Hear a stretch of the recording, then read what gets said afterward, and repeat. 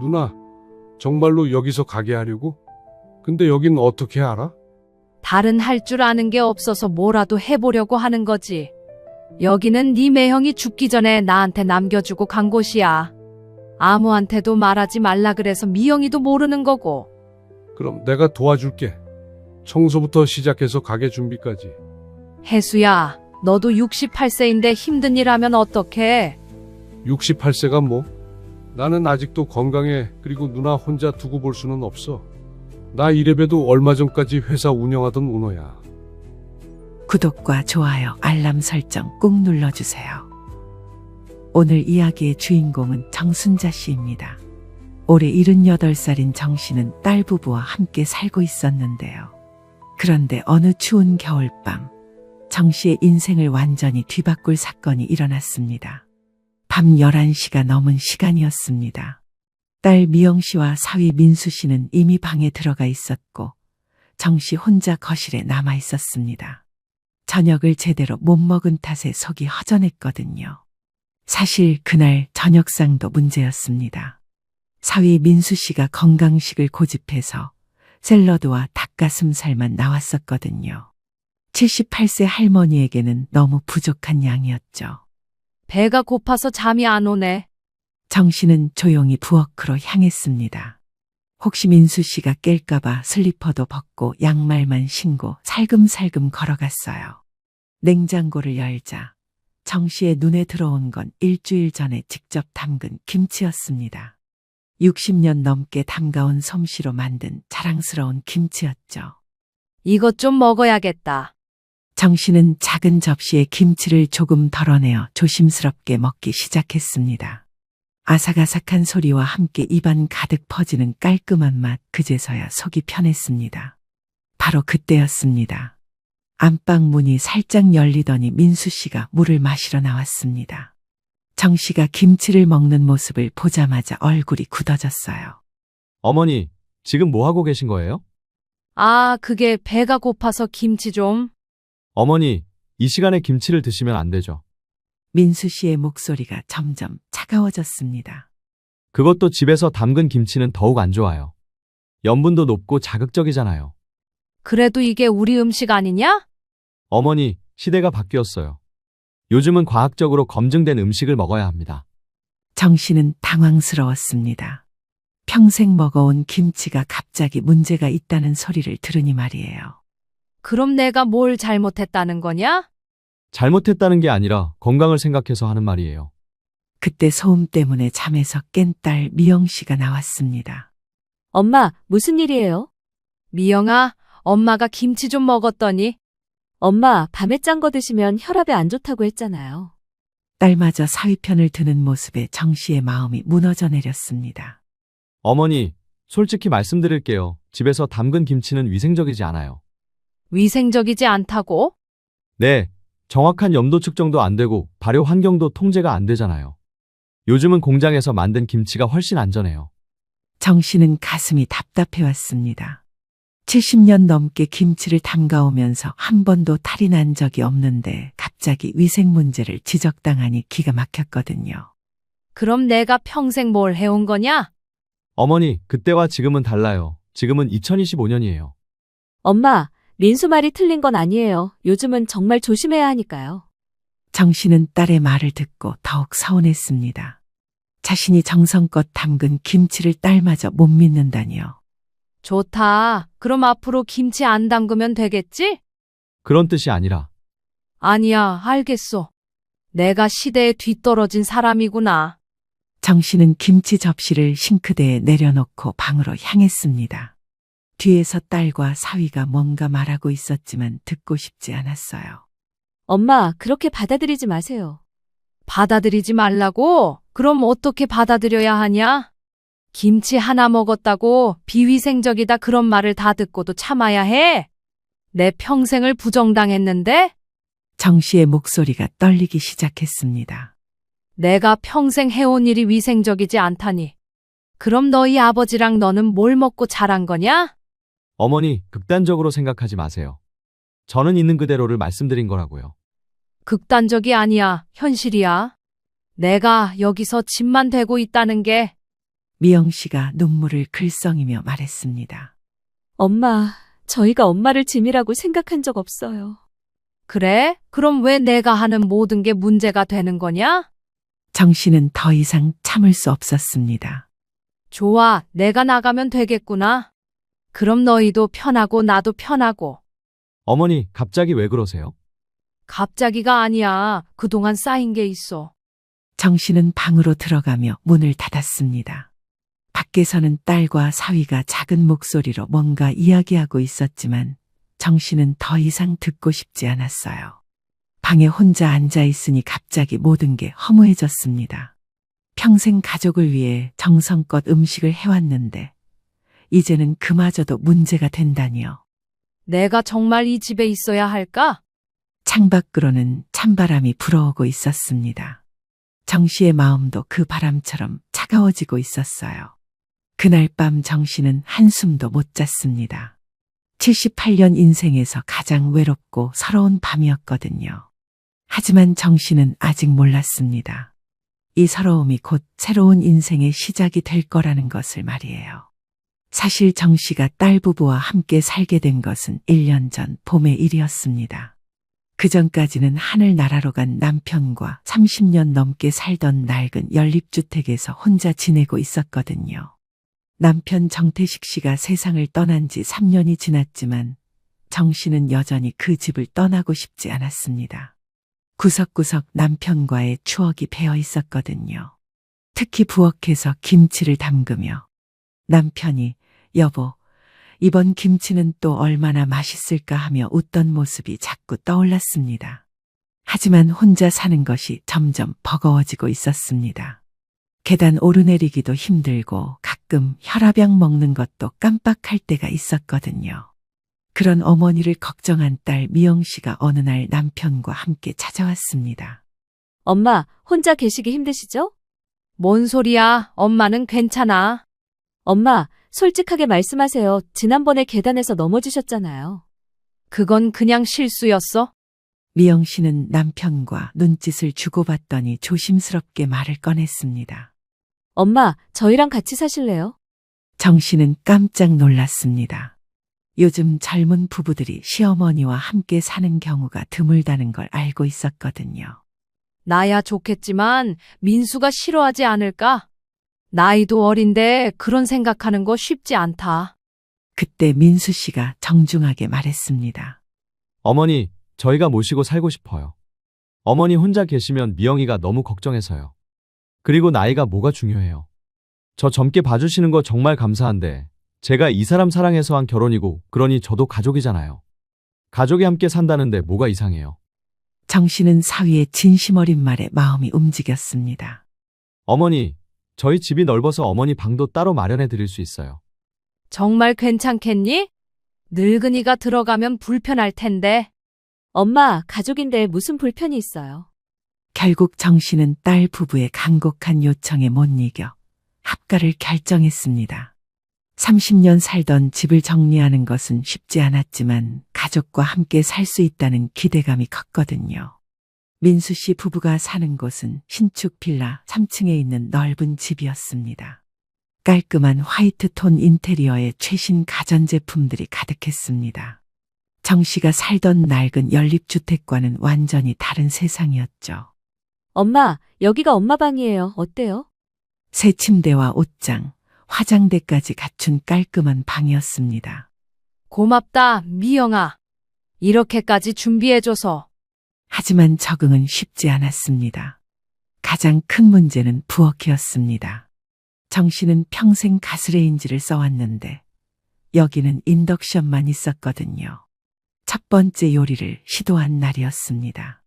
정 씨가 된장찌개를 끓이려고 하는데 인덕션 사용법을 몰라서 헤매고 있었어요. 이거 어떻게 켜지는 거야? 그때 민수 씨가 나타났습니다. 어머니, 인덕션은 이렇게 사용하는 거예요. 그런데 어머니, 된장찌개보다는 담백한 수프가 어떨까요? 요즘은 나트륨 섭취를 줄이는 게 건강에 좋다고 해서요. 수프라니? 그게 뭐야? 서양식 국물 요리예요. 훨씬 깔끔하고 건강해요. 정 씨는 서양식 수프가 뭔지 잘 몰랐지만 사위가 하는 말이니 고개를 끄덕였습니다. 하지만 속으로는 의아했어요. 또 다른 문제는 생활 패턴이었습니다. 정 씨는 새벽 5시에 일어나는 습관이 있었는데 딸 부부는 밤늦게 자고 늦게 일어났거든요. 어느 날 새벽, 정 씨가 조용히 부엌에서 물을 마시고 있는데 민수 씨가 나왔습니다. 어머니, 너무 일찍 일어나시네요. 평생 습관이라서 어쩔 수 없어. 그러시겠지만 혹시 좀 더 조용히 해주실 수 있을까요? 저는 아침 9시에 출근해서요. 미안해. 앞으로 조심할게. 정 씨는 그날부터 새벽에 더욱 조심스럽게 움직였습니다. 하지만 70년 넘은 생활 습관을 바꾸는 것은 쉽지 않았어요. 가장 큰 갈등은 음식 문제였습니다. 민수 씨는 건강을 중시하는 사람이라 집에서 나트륨을 최대한 줄이려고 했거든요. 어느 날 저녁, 정 씨가 깻잎 장아찌를 만들어서 식탁에 올렸습니다. 엄마가 직접 담그신 깻잎 장아찌야. 민수 씨는 한 젓가락 먹고는 물을 마셨습니다. 맛있긴 한데 좀 짜네요. 그래? 평소보다 싱겁게 했는데. 어머니, 요즘은 WHO에서 권장하는 나트륨 섭취량이 있어요. 건강을 생각하면 더 줄이는 게 좋을 것 같은데요. 정 씨는 WHO가 뭔지 잘 몰랐지만 자신의 음식이 건강에 해롭다는 말을 들으니 서운했습니다.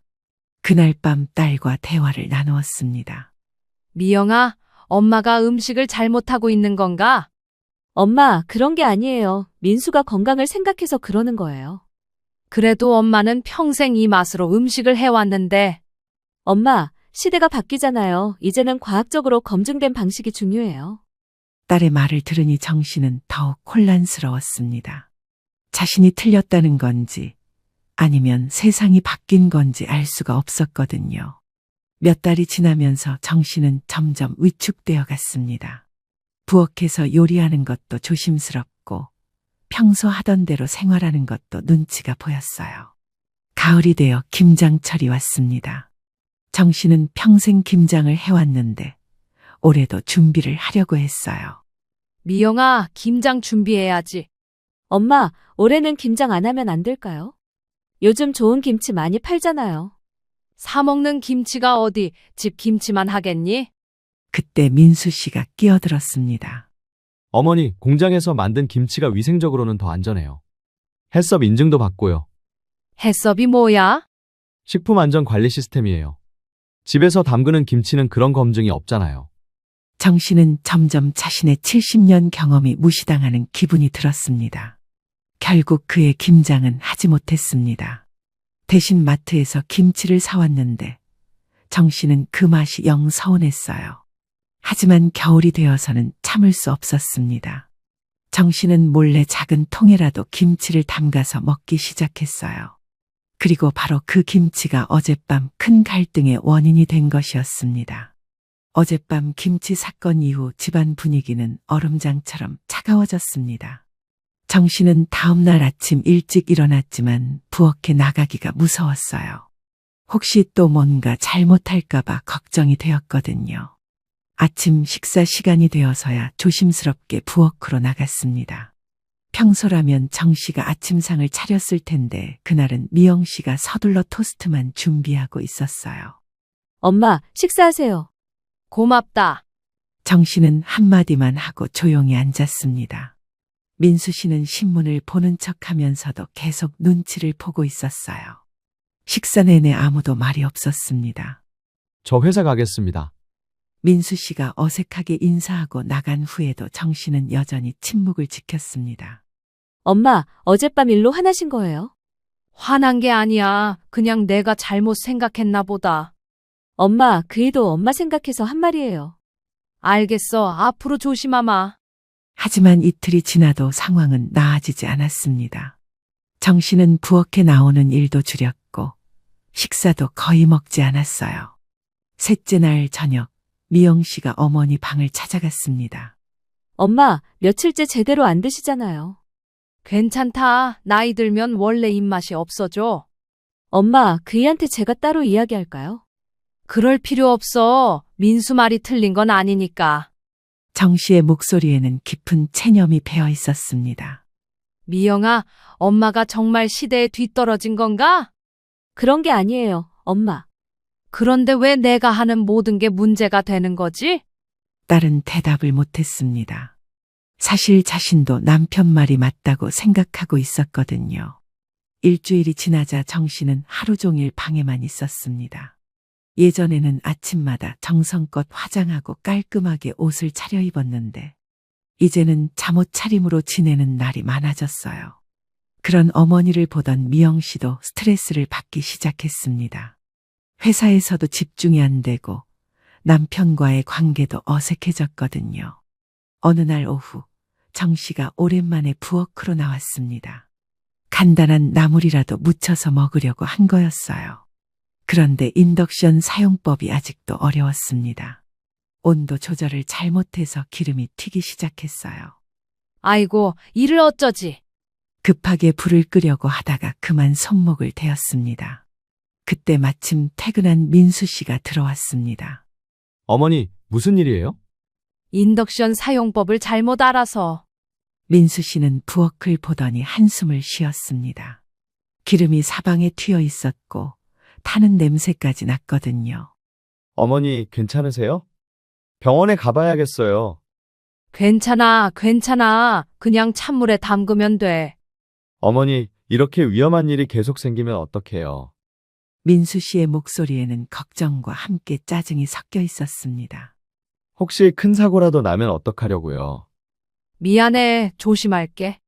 조심하는 문제가 아니라 어머니가 요리하시는 게 위험한 것 같아요. 저희 그냥 주문해서 먹던지 음식 해주시는 이모님 불러요. 그게 편하잖아요. 이러다 진짜 사고 날 것 같아요. 사고 나서 돈 드는 것보다 그게 더 나을 거예요. 그 말을 들은 정 씨는 마음이 무너져 내렸습니다. 평생 가족을 위해 음식을 해왔는데 이제는 그마저도 위험하다는 소리를 듣게 된 거예요. 민수야, 너무 심하게 말하는 거 아니야? 심한 게 아니라 현실이야. 어머니 연세를 생각해봐. 그럼 내가 앞으로 뭘 해야 하냐? 어머니, 푹 쉬세요. 요리는 미영이가 할 테니까. 결국 정 씨는 부엌에서도 물러나야 했습니다. 평생 자신의 영역이었던 부엌에서 쫓겨나는 기분이었어요. 그날 밤 정 씨는 창밖을 바라보며 생각에 잠겼습니다. 내가 정말 이 집에 필요한 사람일까? 며칠 후 또 다른 사건이 일어났습니다. 정 씨가 빨래를 하려고 세탁기를 돌렸는데 사용법을 잘못 알고 있어서 물이 넘쳤어요. 급히 수건으로 물을 닦고 있는데 민수 씨가 들어왔습니다. 어머니, 또 무슨 일이에요? 세탁기 사용법을 잘못 알아서. 그의 스트레스는 이미 한계에 다다르고 있었어요. 어머니, 정말 조심해 주세요. 이런 일이 반복되면 안 돼요. 정말 미안해. 빨래도 미영이가 하라고 할게. 그게 아니라 어머니가 혼자 계실 때 이런 일들이 생기는 게 걱정돼요. 그날 밤 정 씨는 딸과 사위가 늦게까지 이야기하는 소리를 들었습니다. 이런 식으로 계속 가면 안 될 것 같아. 우리도 너무 스트레스 받고 있어. 다른 방법을 생각해 봐야 할 것 같은데. 이런 말들이 문틈으로 새어나왔습니다. 정 씨는 그날 밤 한숨도 못 잤습니다. 며칠 후에는 감기까지 걸려서 밤에 기침을 심하게 했습니다. 얇은 벽 때문에 그 소리가 다른 방까지 들렸고 민수 씨는 며칠째 제대로 잠을 못 잤습니다. 어머니, 병원에 가보셔야겠어요. 약 먹고 있으니까 괜찮을 거야. 괜찮은 게 아니에요. 저희도 잠을 못 자겠어요. 정 씨는 이제 확실히 알 수 있었습니다. 자신이 이 집에서 환영받지 못하고 있다는 것을, 그리고 더 이상 여기서 버틸 수 없다는 것을 말이에요. 그날 밤부터 정 씨는 스스로 준비하기 시작했습니다. 작은 가방에 필요한 물건들을 조금씩 정리해두기 시작한 거예요. 더 이상은 이 집에서 짐이 되어 살 수 없다는 생각이 들었거든요. 그렇게 한 달이 더 흘렀습니다. 정 씨는 말 그대로 유령처럼 조용히 지냈지만 집안 분위기는 더욱 악화되고 있었습니다. 민수 씨의 신경은 날로 예민해졌고 작은 일에도 과민하게 반응했어요. 특히 문제가 된 것은 냄새였습니다. 정 씨가 방에서 간단한 반찬이라도 먹으면 그 냄새가 집 전체로 퍼져나갔거든요. 어느 날 저녁 민수 씨가 퇴근해서 현관문을 열자마자 인상을 찌푸렸습니다. 미영아, 또 무슨 냄새야? 엄마가 멸치볶음 드시고 계셔. 집 전체가 기름 냄새잖아. 이렇게 되면 우리까지 냄새가 배 것 같은데. 미영 씨는 남편이 지나치게 예민하다는 생각이 들었지만 한편으로는 이해가 되기도 했습니다. 민수야, 엄마도 뭔가 드셔야 하잖아. 드시는 건 좋은데 환기라도 좀 시켜주시면 안 될까? 그 대화를 방 안에서 들으신 정 씨는 멸치볶음 그릇을 내려놓습니다. 이제는 방에서 먹는 것조차 눈치가 보였어요. 다음 날부터 정 씨는 아예 요리를 포기했습니다. 딸이 차려주는 식사만 조금씩 먹고 그마저도 냄새가 날까봐 창문을 열어놓고 먹었어요. 그런데 며칠 후 더 큰 문제가 생겼습니다. 정 씨가 방 청소를 하다가 실수로 방향제를 쏟았던 거였어요. 온 방이 진한 꽃 향기로 가득 찼습니다. 어머니, 이 냄새는 또 뭐예요?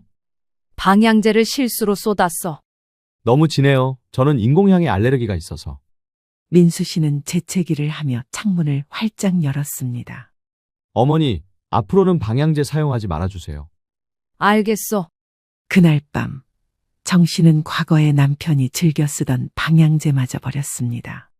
마지막 남은 남편의 흔적 같은 것이었는데도 말이에요. 2주일 후에는 또 다른 사건이 터졌습니다. 정 씨가 혈압약을 먹으려고 컵에 물을 붓는데 손이 떨려서 컵을 떨어뜨린 거였어요. 유리 조각이 사방으로 튀었습니다. 아이고, 큰일 났네. 정 씨는 급히 유리 조각을 주우다가 손가락을 베었습니다. 어머니, 괜찮으세요? 괜찮아, 괜찮아. 병원에 가봐야겠어요. 파상풍 주사도 맞아야 하고. 하지만 민수 씨의 표정은 걱정보다는 피로감에 가까웠습니다. 어머니, 정말 조심해 주세요. 이런 일이 자꾸 생기면. 미안해, 손이 떨려서. 손이 떨리시면 위험한 건 만지지 마세요. 결국 정 씨는 방에서 물 마시는 것조차 조심하게 되었습니다. 플라스틱 컵만 사용하고 그마저도 바닥에 수건을 깔고 먹었어요. 그런데 일주일 후 정말 예상치 못한 일이 일어났습니다. 민수 씨의 회사 동료가 갑자기 집에 놀러 온 거였어요. 어머니, 회사 선배가 오셨어요. 정 씨는 당황했습니다. 갑작스러운 손님을 맞을 준비가 전혀 안 되어 있었거든요. 미리 얘기해줬으면 준비를 했을 텐데. 회사 선배는 40대 중반의 깔끔한 사람이었습니다. 집안을 둘러보며 감탄했어요. 우와, 정말 깔끔하네요. 신혼집 같아요. 과찬이십니다. 그때 정 씨가 방에서 나왔는데 며칠째 제대로 잠을 못 자서 얼굴이 많이 부어 있었습니다. 안녕하세요. 아, 어머님께서 계시는군요. 선배는 정중하게 인사했지만 어딘지 의외라는 표정이었습니다. 젊은 부부만 살 줄 알았는데 어머니까지 있으니 예상과 달랐을 거예요. 잠깐의 대화 후 선배가 돌아갔는데 민수 씨의 표정이 어두워졌습니다. 무슨 일이야? 아무것도 아니야. 하지만 며칠 후 그 이유를 알 수 있었습니다. 회사에서 동료들 사이에 민수 씨가 장모와 함께 살고 있다는 이야기가 퍼진 거였어요. 요즘 보기 드문 효자네. 부담스럽지 않나? 회식 때 집에 못 데려가겠네? 이런 말들이 오가고 있었습니다. 민수 씨는 그런 시선들이 부담스러웠어요. 미영아, 회사 사람들이 우리 집 상황을 다 알고 있어. 그게 뭐가 문제야? 문제가 아니라 좀 부담스러워. 회사 사람들 신경 쓸 필요 없잖아. 그렇게 간단한 문제가 아니야. 승진 심사도 있고 인간관계도 중요하고. 그날 밤 정 씨는 또다시 부부의 대화를 들었습니다. 어머니 때문에 제약이 너무 많아. 무슨 제약? 엄마가 다 우리한테 맞춰주고 계시잖아. 회식도 마음대로 못하고 친구들이나 지인들 초대하기도 눈치 보이고. 이런 말들이 귀에 들어왔습니다. 정 씨는 자신이 딸 부부의 사회생활에까지 방해가 되고 있다는 사실을 깨달았어요. 그 다음 날 민수 씨가 조심스럽게 말을 꺼냈습니다. 어머니, 혹시 다른 방법을 생각해 보시면 어떨까요? 다른 방법이라니? 어머니가 편하게 지내실 수 있는 곳 말이에요. 정 씨는 그 말의 의미를 정확히 알 수 있었습니다. 돌려서 말했지만 결국 나가달라는 뜻이었거든요. 그럼 나더러 어디 가라는 거냐? 그런 뜻이 아니라 아니긴 뭐가 아니야. 솔직하게 말해봐. 내가 없으면 편하겠지. 미영 씨가 급히 말렸습니다. 엄마, 자기야, 이런 식으로 말하면 안 되잖아. 하지만 이미 본심이 드러난 상황이었습니다. 알겠다. 내가 알아서 할게. 그날 밤부터 정 씨는 본격적으로 준비를 시작했습니다. 작은 가방에 꼭 필요한 물건들만 챙기고 통장과 도장도 따로 정리해뒀어요. 더 이상은 이 집에서 눈치 보며 살 수 없다는 결심을 한 거였습니다. 78세의 나이에 다시 혼자 살아가야 한다는 두려움도 있었지만 지금보다는 나을 거라는 생각이 들었어요.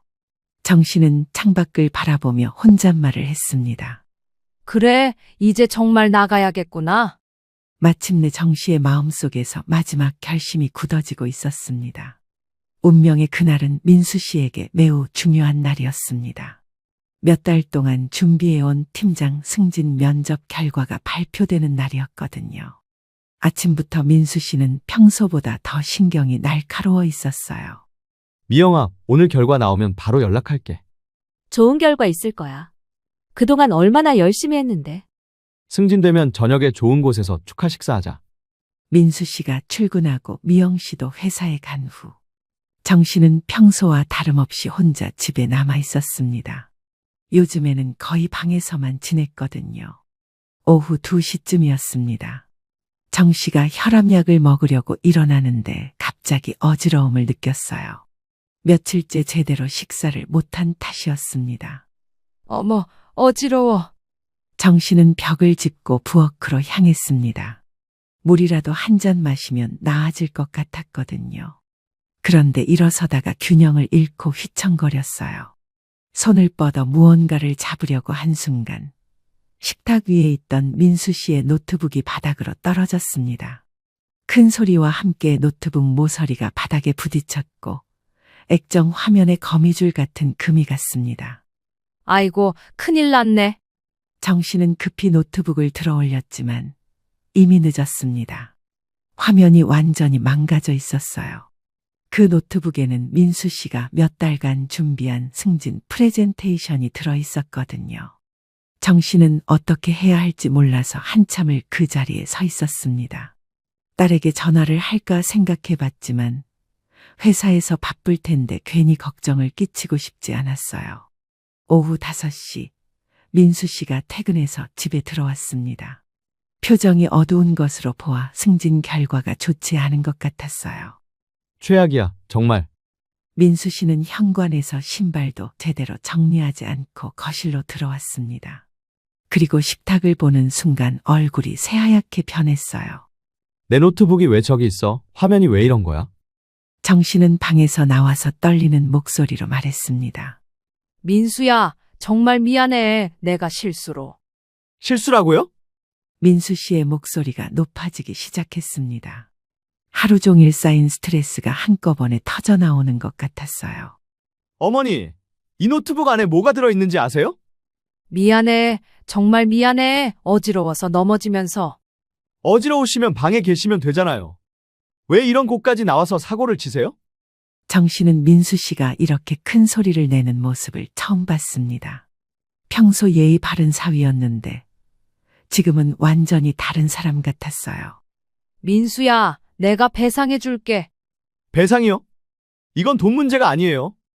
민수 씨는 망가진 노트북을 들고 흔들었습니다. 몇 달 동안 밤을 새워가며 만든 자료가 다 들어있다고요. 백업도 없는 파일들이. 그때 미영 씨가 퇴근해서 들어왔습니다. 집안이 아수라장이 된 것을 보고 놀랐어요. 무슨 일이야? 미영아, 어머니가 내 노트북을 떨어뜨리셨어. 화면도 깨지고 안에 자료도 다 날아갔을 거야. 엄마, 정말이에요? 미영아, 엄마가 잘못했어. 어지러워서 넘어지다가. 엄마, 어떻게 그런 실수를 하세요? 딸마저 자신을 나무라는 모습에 정 씨는 가슴이 무너져 내렸습니다. 오늘 승진도 떨어졌는데 집에 와서 이런 일까지. 민수 씨는 깨진 노트북을 내려놓으며 한숨을 푹 쉬었습니다. 어머니, 솔직히 말씀드릴게요. 정말 한계예요. 뭐가? 매일매일 이런 식이에요. 불편하게 눈치 보며 사는 것도 지겹고 자꾸 사고가 생기는 것도 견딜 수 없어요. 정 씨의 마음에 뭔가 뜨거운 것이 치밀어 올랐습니다. 그럼 나더러 어떻게 하라는 거냐? 저도 모르겠어요. 하지만 이런 식으로는 못 살겠어요. 미영 씨가 남편을 말렸습니다. 자기야, 너무 흥분하지 마. 흥분하는 게 아니라 한계라고. 매일 조마조마하며 사는 게 얼마나 힘든지 알아요. 민수 씨는 그동안 참았던 말들을 한꺼번에 쏟아냈습니다. 어머니, 죄송하지만 정말 솔직하게 말씀드릴게요. 더 이상은 안 되겠어요. 정 씨도 더 이상 참을 수 없었습니다. 그럼 내가 죽으라는 거냐? 그런 뜻이 아니라 아니긴 뭐가 아니야. 매일 눈치 보며 숨죽이고 살라고 하더니 이제는 아예 나가라는 거지? 정 씨의 목소리도 높아지기 시작했습니다.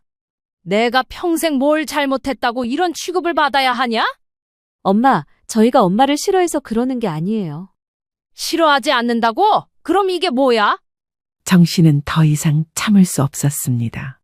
좋다, 나간다. 너희들이 그렇게 원한다면. 어머니, 극단적으로 생각하지 마세요. 극단적이 아니야. 현실적이야. 니들이 원하는 게 이런 거잖아. 내가 눈앞에서 사라져주는 거. 맨날 니들 마음에 안 들고 사고만 치는 내가 없어졌으면 하는 거잖냐? 정 씨는 방으로 들어가며 큰 소리로 말했습니다. 내일 아침에 나갈 테니까 그렇게 알아라. 엄마, 미영 씨가 뒤따라가려 했지만 정 씨는 방문을 닫아버렸습니다. 방 안에서 정 씨는 미리 준비해둔 가방을 꺼냈습니다. 며칠 전부터 조금씩 정리해둔 짐들이었어요. 그래, 이제 정말 끝이구나. 밖에서는 딸과 사위가 작은 목소리로 뭔가 이야기하고 있었지만 정 씨는 더 이상 듣고 싶지 않았습니다. 창밖으로는 어둠이 깔리고 있었습니다. 78세의 정 씨에게는 인생에서 가장 길고 외로운 밤이 되려 하고 있었어요. 하지만 정 씨는 결심을 바꾸지 않았습니다. 더 이상은 이 집에서 눈치 보며 살 수 없다는 생각이 확고했거든요. 내일이면 새로운 시작이겠지. 정 씨는 가방 정리를 마치고 침대에 앉아 긴 한숨을 쉬셨습니다. 78년 인생에서 가장 큰 결심을 내린 밤이었습니다. 다음 날 새벽 6시, 정 씨는 조용히 집을 나섰습니다. 딸과 사위는 아직 잠들어 있었고 정 씨는 마지막까지 소리내지 않으며 현관문을 닫았어요. 78년 인생의 짐이라고는 작은 캐리어 하나와 낡은 핸드백이 전부였습니다. 새벽 공기는 차갑고 매서웠지만 정 씨의 마음은 이상하게도 후련했습니다. 더 이상 눈치 볼 필요가 없다는 생각에 오히려 홀가분했거든요. 첫 번째로 향한 곳은 근처 고시원이었습니다. 며칠 전에 미리 알아봐둔 곳이었는데 월 35만 원이면 머물 수 있다는 곳이었어요. 고시원 관리인은 60대 후반으로 보이는 남자였습니다. 이른 아침에 나타난 정 씨를 보더니 조금 의외라는 표정을 지었어요. 할머니, 정말 여기서 지내시려고요? 네, 조용한 방 하나만 있으면 됩니다. 가족분들은 어떻게 된 거예요? 사정이 있어서 혼자 지내야 해요. 관리인은 더 이상 묻지 않고 3층 끝쪽에 있는 가장 작은 방을 안내해 주었습니다. 싱글 침대 하나와 작은 책상 그리고 옷장이 전부인 3평도 안 되는 공간이었어요. 여기로 하겠습니다. 보증금 20만 원이고 월세는 매달 말일에 내시면 됩니다.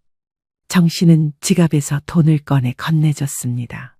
남편이 남겨준 적금을 조금씩 찾아 쓰고 있었는데 이제 그 돈으로 새로운 삶을 시작해야 했어요. 방에 짐을 풀고 나니 더욱 막막했습니다. 딸 집의 넓은 방과는 천지 차이였지만 적어도 여기서는 아무도 자신을 눈치 주지 않을 거라는 생각에 마음이 조금 편해졌어요.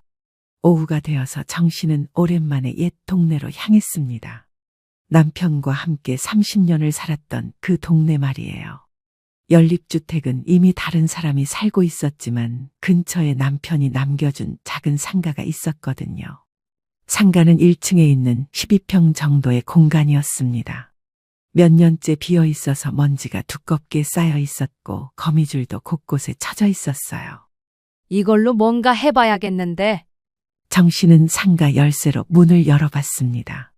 곰팡이 냄새가 코를 찔렀지만 구조는 나쁘지 않았어요.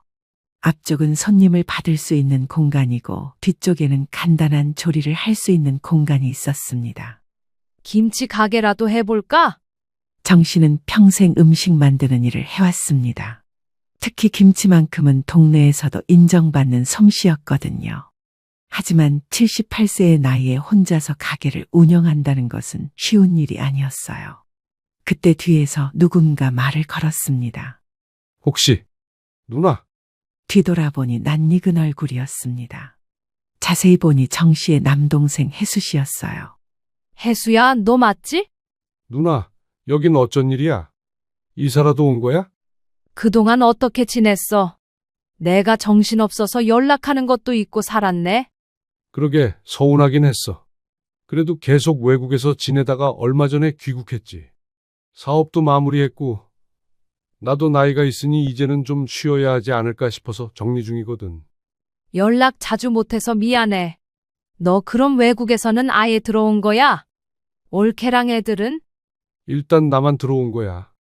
애들은 거기서 계속 살 것 같고 집사람은 내년 초에 들어올 예정이고 사는 게 바빠서 누나 많이 힘들고 하니까 괜히 나까지 부담 줄까 봐 나도 연락 안 하고 있었어. 정 씨는 남동생을 만난 것이 너무 반가웠습니다. 각자의 삶을 살다 보니 바쁘기도 하고 무엇보다 남편의 장례를 치른 뒤 얼마 안 된 시점에 남동생이 외국으로 떠났었거든요. 정신이 없기도 했고 그땐 심적으로 너무나 힘든 상태였습니다. 그런데 누나는 딸 집에서 산다고 했는데 어떻게 여기에 있어? 정 씨는 남동생에게 그동안의 사연을 털어놓기가 부끄러웠습니다. 그냥 혼자 살려고. 혜수 씨는 누나의 표정을 보고 뭔가 사정이 있다는 것을 직감했습니다. 누나, 혹시 무슨 일 있었어? 결국 정 씨는 남동생에게 모든 이야기를 했습니다.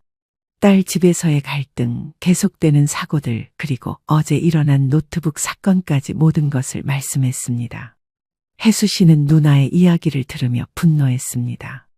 말도 안 돼. 다른 사람도 아니고 어떻게 누나한테 그런 짓을 해? 이것들이 지금 제정신이야. 혜수야, 요즘 세상이 그래. 나도 이해 못할 건 아니야. 이해할 게 뭐가 있어? 누나가 미영이 때문에 얼마나 고생했는데. 매형 그렇게 되고 나서 누나 모셔간다고 했을 때 기특하다고 했는데 이제 보니 아니었네. 혜수 씨는 정말 화가 나 있었습니다. 누나, 이제부터는 내가 도와줄게. 필요한 게 있으면 말만 해. 고마우나 네 신세까지 질 수는 없어. 신세가 무슨 신세?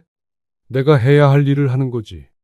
혜수 씨는 은퇴를 준비하고 있었습니다. 사업을 크게 하며 외국에서 자식들 공부도 시키고 금전적으로 여유가 상당했습니다. 나이도 있으니 이제는 쉬고 싶다며 한국에 돌아온 것이었습니다. 이야기를 들어보니 혜수 씨의 큰 아들이 사업을 물려받았다고 했습니다. 혜수 씨는 순자 씨와 함께 가게를 둘러보며 말했습니다. 누나, 정말로 여기서 가게 하려고? 근데 여긴 어떻게 알아? 다른 할 줄 아는 게 없어서 뭐라도 해보려고 하는 거지. 여기는 네 매형이 죽기 전에 나한테 남겨주고 간 곳이야. 아무한테도 말하지 말라 그래서 미영이도 모르는 거고. 그럼 내가 도와줄게. 청소부터 시작해서 가게 준비까지. 정 씨는 남동생의 제안이 고마웠지만 부담스럽기도 했습니다. 혜수야, 너도 68세인데 힘든 일 하면 어떡해? 68세가 뭐? 나는 아직도 건강해. 그리고 누나 혼자 두고 볼 수는 없어. 나 이래봬도 얼마 전까지 회사 운영하던 오너야. 그날부터 정 씨와 혜수 씨는 함께 상가 정리를 시작했습니다. 쌓인 먼지를 쓸고 거미줄을 치우고 낡은 전등도 새 것으로 교체했어요. 혜수 씨는 젊었을 때 건축 일을 했던 경험이 있어서 간단한 수리는 혼자서도 할 수 있었습니다. 누나, 여기 벽지 새로 바르고 바닥도 깔끔하게 하면 제법 괜찮을 것 같아. 돈이 많이 들겠어. 많이 안 들어. 내가 아는 곳에서 싸게 구할 수 있어. 일주일 동안 두 남매는 새벽부터 저녁까지 열심히 일했습니다. 정 씨는 주로 청소를 담당하고 혜수 씨는 수리와 정리를 맡았어요. 두 사람이 함께 땀 흘리며 일하는 모습이었습니다. 힘들었지만 정 씨는 오랜만에 보람을 느끼고 있었어요. 누나, 정말 대단해. 이 나이에 새로 시작하다니. 대단한 게 아니야. 어쩔 수 없어서 하는 거지. 어쩔 수 없어서라도 대단한 거야. 포기하지 않은 거잖아. 작업을 하면서 정 씨는 조금씩 활력을 되찾고 있었습니다. 딸 집에서는 매일 눈치만 보며 지냈는데 이제는 자신이 하고 싶은 일을 마음껏 할 수 있었거든요. 누나, 김치는 언제부터 담글 거야? 가게 정리가 끝나면 바로 시작해야지. 누나 김치 맛은 내가 보장해. 어렸을 때 먹어봤는데 정말 맛있었거든. 혜수 씨의 격려에 정 씨는 조금씩 자신감을 갖기 시작했습니다. 장사 시작을 위한 사업자 등록을 포함한 모든 절차도 마무리 지었습니다. 그런데 손님이 올까? 이 나이에 시작하는 게 말이 될까? 누나, 요즘 사람들이 진짜 맛있는 전통 음식을 얼마나 찾는지 알아. 누나 같은 사람이 만드는 게 더 귀해. 2주일 후 상가는 완전히 새로운 모습으로 변했습니다.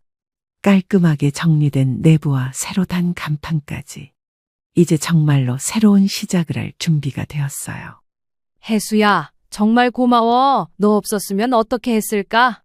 누나, 이제 시작이야. 세상에서 가장 맛있는 김치로 모든 사람을 깜짝 놀라게 해줘. 정 씨는 오랜만에 희망을 품기 시작했습니다. 78세의 새로운 인생이 곧 시작될 것 같았어요. 그래, 한번 해보자. 내가 할 수 있는 걸 보여주자. 창밖으로는 따뜻한 봄 햇살이 들어오고 있었습니다. 드디어 순잔의 김치 가게가 문을 열었습니다. 정 씨와 혜수 씨가 2주 동안 정성껏 준비한 작은 가게였어요. 개업 첫날 새벽 4시, 정 씨는 평생의 노하우를 담아 김치를 담그기 시작했습니다. 배추를 정성껏 절이고 고춧가루며 젓갈을 정확한 비율로 섞어서 양념을 만들었어요. 50년 넘게 해온 손놀림은 기계보다도 정확했습니다. 누나, 정말 예술이네. 보고 있으니 어머니 생각이 나. 어머니가 해주시던 김치가 최고였지. 나도 그 맛을 내려고 평생 노력했어. 하지만 첫날 장사는 기대에 못 미쳤습니다. 지나가는 사람도 별로 없고 들어오는 손님은 더더욱 없었어요. 혜수 씨는 걱정이 되었지만 정 씨는 의외로 담담했습니다. 괜찮아. 처음부터 잘 될 거라고 생각 안 했어. 그래도 누나 김치 마시면 분명히 알아볼 사람이 있을 거야. 사흘째 되던 날 오후 첫 번째 진짜 손님이 들어왔습니다. 50대 초반으로 보이는 동네 아주머니였어요. 여기 새로 생긴 김치 가게죠? 맛 좀 볼 수 있을까요? 당연히 드셔보세요. 정 씨가 갓 담근 김치를 작은 접시에 덜어서 내어드렸습니다. 아주머니는 조심스럽게 한 젓가락 드시더니 눈을 동그랗게 뜨셨어요. 어머, 이게 뭐예요? 요즘 이런 김치 어디서 먹어봐요? 그냥 옛날 방식대로 했을 뿐이에요. 정말 깔끔하면서도 깊은 맛이 나네요. 1kg만 포장해 주세요. 첫 번째 손님이 김치를 사간 후 정 씨와 혜수 씨는 기뻤습니다. 적어도 맛은 인정받은 것 같았거든요. 며칠 후 그 아주머니가 이웃들과 함께 다시 찾아왔습니다. 사장님, 지난번에 산 김치 너무 맛있었어요. 이웃분들한테 자랑했더니 모두 먹어보고 싶다고 하네요. 정말 집에서 담근 김치 맛이에요. 마트 김치는 너무 달던데 이건 진짜 우리가 어릴 때 먹던 그 맛이야. 그날 정 씨가 준비한 김치가 모두 동났습니다. 예상보다 훨씬 많은 손님이 온 거였어요. 누나, 입소문이 나고 있어. 그런가? 그럼 내일부터는 더 많이 준비해야겠네. 2주가 지나자 가게 앞에는 줄이 서기 시작했습니다. 동네 주민들 사이에서 소문이 난 것이었어요. 특히 나이 드신 분들이 많이 찾아오셨습니다. 사장님, 이 김치 맛이 우리 시어머니가 담가주시던 바로 그 맛이에요. 70년 살면서 이렇게 맛있는 김치는 처음이에요. 그런데 3주째 되던 날 뜻밖의 손님이 찾아왔습니다. 바로 손녀 지우였어요. 할머니, 정 씨는 깜짝 놀랐습니다. 지우가 어떻게 이곳을 찾았는지 궁금했거든요. 지우야, 너는 어떻게 여기를? 할머니, 우리 대학교 근처 카페에서 이 가게 얘기가 난리예요. 혹시나 해서 와봤는데 정말 할머니셨네요. 지우는 큰아들이 일찌감치 결혼해서 낳은 자식이었습니다. 눈에 넣어도 아프지 않을 첫 손녀였죠. 큰아들은 멀리 부산에서 살고 있었기에 간간히 전화 통화를 하는 게 전부였습니다. 보통의 부모 자식처럼 지내며 무소식이 희소식이겠거니 하며 살고 있었죠. 어쨌거나 손녀딸 지우는 대학에서 경영학을 전공하고 있었습니다. 평소 마케팅에 관심이 많았는데 할머니의 가게를 보고 아이디어가 떠올랐어요. 할머니, 이 가게 정말 대박이에요. 근데 온라인으로 알리면 더 많은 사람들이 올 것 같은데요. 온라인이 뭐냐? 인터넷으로 홍보하는 거예요. 요즘 젊은 사람들도 진짜 맛있는 전통 음식 엄청 찾고 있거든요. 혜수 씨도 관심을 보였습니다. 지우야, 정말 그럴 수 있어? 할아버지, 할머니 김치는 정말 특별해요. 이런 맛은 백화점에서도 못 사요. 지우 씨는 그날부터 틈날 때마다 가게를 도우며 온라인 홍보를 시작했습니다. 할머니가 김치 담그는 모습을 사진으로 찍고 정성스럽게 버무리는 과정을 영상으로 촬영했어요. 할머니, 김치 담그는 모습이 너무 멋있어요. 이거 보면 감동받을 사람 많을 거예요. 며칠 후 지우 씨가 동네 맘카페에 올린 게시물이 화제가 되기 시작했습니다. 댓글들이 폭발적으로 달리기 시작했습니다. 그리고 일주일 만에 가게는 완전히 달라졌습니다. 멀리서도 찾아오는 손님들이 생겼고 오전 중에 준비한 김치가 모두 동나는 일이 자주 생겼어요. 한 손님이 말했습니다. 사장님, 정말 신기해요. 같은 재료로 만든 김치인데 어떻게 이렇게 맛이 다를 수가 있어요? 재료는 같아도 손맛이 다르죠. 정성이 들어가면 맛도 달라져요. 정성이라니? 요즘 시대에 이런 말씀을 들으니 감동이에요. 정 씨는 그제서야 깨달았습니다. 딸 집에서는 시대에 뒤떨어지고 비과학적이라고 여겨졌던 자신의 경험이 이곳에서는 귀한 보물처럼 여겨지고 있다는 것을 말이에요. 누나, 이제 정말 성공한 것 같아. 성공이라기보다는 내가 해온 일이 헛되지 않았다는 걸 확인한 기분이야. 한 달 후 더 큰 변화가 찾아왔습니다. 심세계백화점 식품 담당자가 연락을 해온 것이었어요. 안녕하세요. 저희는 심세계백화점 식품부입니다. 고객분들 사이에서 소문이 나서 연락드렸습니다. 정 씨는 무슨 일인지 몰라서 당황했어요.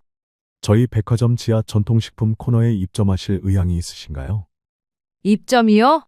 네, 요즘 고객들이 정말 맛있는 전통 김치를 찾고 계시거든요. 직접 맛을 보니 정말 훌륭하더라고요. 혜수 씨와 지우 씨는 흥분했습니다. 누나, 백화점이야, 백화점. 할머니, 정말 대단해요. 하지만 정 씨는 차분했습니다. 감사하긴 한데 내가 백화점까지 감당할 수 있을까요? 걱정하지 마세요. 저희가 모든 것을 도와드릴게요. 할머니께서는 지금처럼만 김치를 담그시면 됩니다. 그날 밤 정 씨는 혜수 씨와 지우 씨와 함께 이야기를 나누었습니다. 이게 꿈인가 싶어. 할머니, 이게 바로 할머니의 진짜 실력이에요. 누나, 그동안 누가 뭐라고 해도 포기하지 않은 덕분이야. 사위가 비과학적이라고 했을 때는 정말 서러웠는데. 할머니, 이제 보세요. 할머니 김치가 얼마나 대단한지 모든 사람이 알아보잖아요. 정 씨는 이제 확신할 수 있었습니다. 자신이 평생 해온 일이 결코 무의미하지 않았다는 것을. 그리고 78세에도 새로운 시작이 가능하다는 것을 말이에요. 며칠 후 백화점 계약서에 사인을 하면서 정 씨는 생각했습니다. 김치 하나로 이렇게 많은 사람들이 기뻐하고 자신도 새로운 삶을 찾을 수 있다니. 인생이란 정말 예측할 수 없는 것 같았어요. 이제 진짜 내 인생이 시작되는구나. 정 씨의 진정한 복수가 완성되어 가고 있었습니다. 그것은 누군가를 해치는 복수가 아니라 자신의 가치를 당당하게 증명하는 아름다운 복수였어요. 백화점 입점 소식이 지역 신문에 실린 지 일주일 후 어느 날 오후였습니다. 정 씨가 가게에서 김치를 담그고 있는데 예상치 못한 손님들이 문을 열고 들어왔습니다. 바로 딸 미영 씨와 사위 민수 씨였어요. 정 씨는 그들을 보는 순간 복잡한 심정이 되었습니다. 몇 달 만에 보는 얼굴이었는데 예전과는 달리 많이 초라해 보였거든요. 특히 민수 씨는 많이 야위어 있었어요. 엄마. 미영 씨는 가게 안을 둘러보며 믿을 수 없다는 표정을 지었습니다. 깔끔하게 정리된 가게와 줄지어 놓인 김치들, 그리고 손님들로 북적이는 모습이 꿈만 같았거든요. 어떻게 여기를 알았냐? 신문에 난 걸 봤어요. 처음에는 동명이인인 줄 알았는데. 어머니, 정말 대단하세요. 민수 씨의 목소리에는 예전에 그 건방진 모습이 전혀 없었습니다. 대신 어딘지 모르게 절망적인 기색이 역력했어요. 혜수 씨가 뒤에서 나타나서 상황을 지켜보았습니다. 너희들 마침 잘 만났다. 안 그래도 너희들 만나면 내가 꼭 해주고 싶던 말이 있었는데. 괜찮아. 그러지 말어. 혜수 씨는 그들을 차갑게 바라보았습니다. 누나에게서 들은 이야기 때문에 좋지 않은 감정을 갖고 있었거든요. 잠시 어색한 침묵이 흘렀습니다. 정 씨가 먼저 입을 열었어요. 서 있지 말고 앉아라. 김치라도 맛보고 가거라. 정 씨는 갓 담근 김치를 작은 접시에 담아서 내어주었습니다. 민수 씨는 조심스럽게 한 젓가락 집어서 입에 넣었어요. 그 순간 민수 씨의 표정이 완전히 변했습니다. 몇 달 전에 비위생적이라며 거부했던 바로 그 김치였지만 지금 먹어보니 정말 맛있었거든요. 이거 정말 맛있네요. 그래? 예전에는 비위생적이라고 했는데. 민수 씨는 부끄러워서 고개를 숙였습니다. 자신이 얼마나 어리석었는지 이제서야 깨달았어요. 엄마, 저희가 정말 잘못했어요. 미영 씨의 눈에는 눈물이 고여 있었습니다. 엄마가 이렇게 훌륭한 분이신 줄 몰랐어요. 저희가 너무 무지했네요. 이제 와서 그런 말 해봤자 소용없어. 정 씨의 목소리는 차분했지만 단호했습니다. 그때 지우가 대학교 수업을 마치고 가게로 들어왔습니다. 고모부 안녕하세요. 여기서 뭐 하세요? 지우야, 너는 할머니가 여기 계신다는 걸 알고 있었니? 당연히 알고 있죠. 제가 할머니 가게 홍보도 도와드리고 있어요. 민수 씨와 미영 씨는 더욱 놀랐습니다. 조카가 함께 일하고 있다는 사실을 전혀 모르고 있었거든요. 할머니는 정말 대단하세요.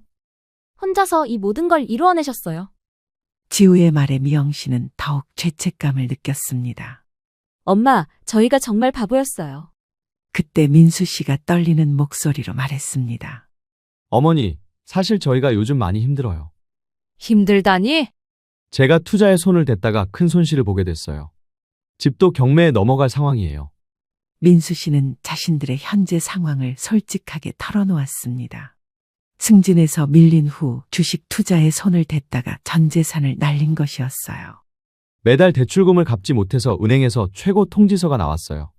엄마, 저희는 정말 막막해요. 정 씨는 그들의 이야기를 조용히 들었습니다. 몇 달 전에는 자신을 무시했던 사람들이 이제는 도움을 청하러 온 것이었어요. 그래서 나한테 온 거냐? 엄마, 저희가 이럴 자격이 없다는 거 알아요. 어머니, 정말 죄송합니다. 제가 얼마나 어리석었는지 이제야 깨달았어요.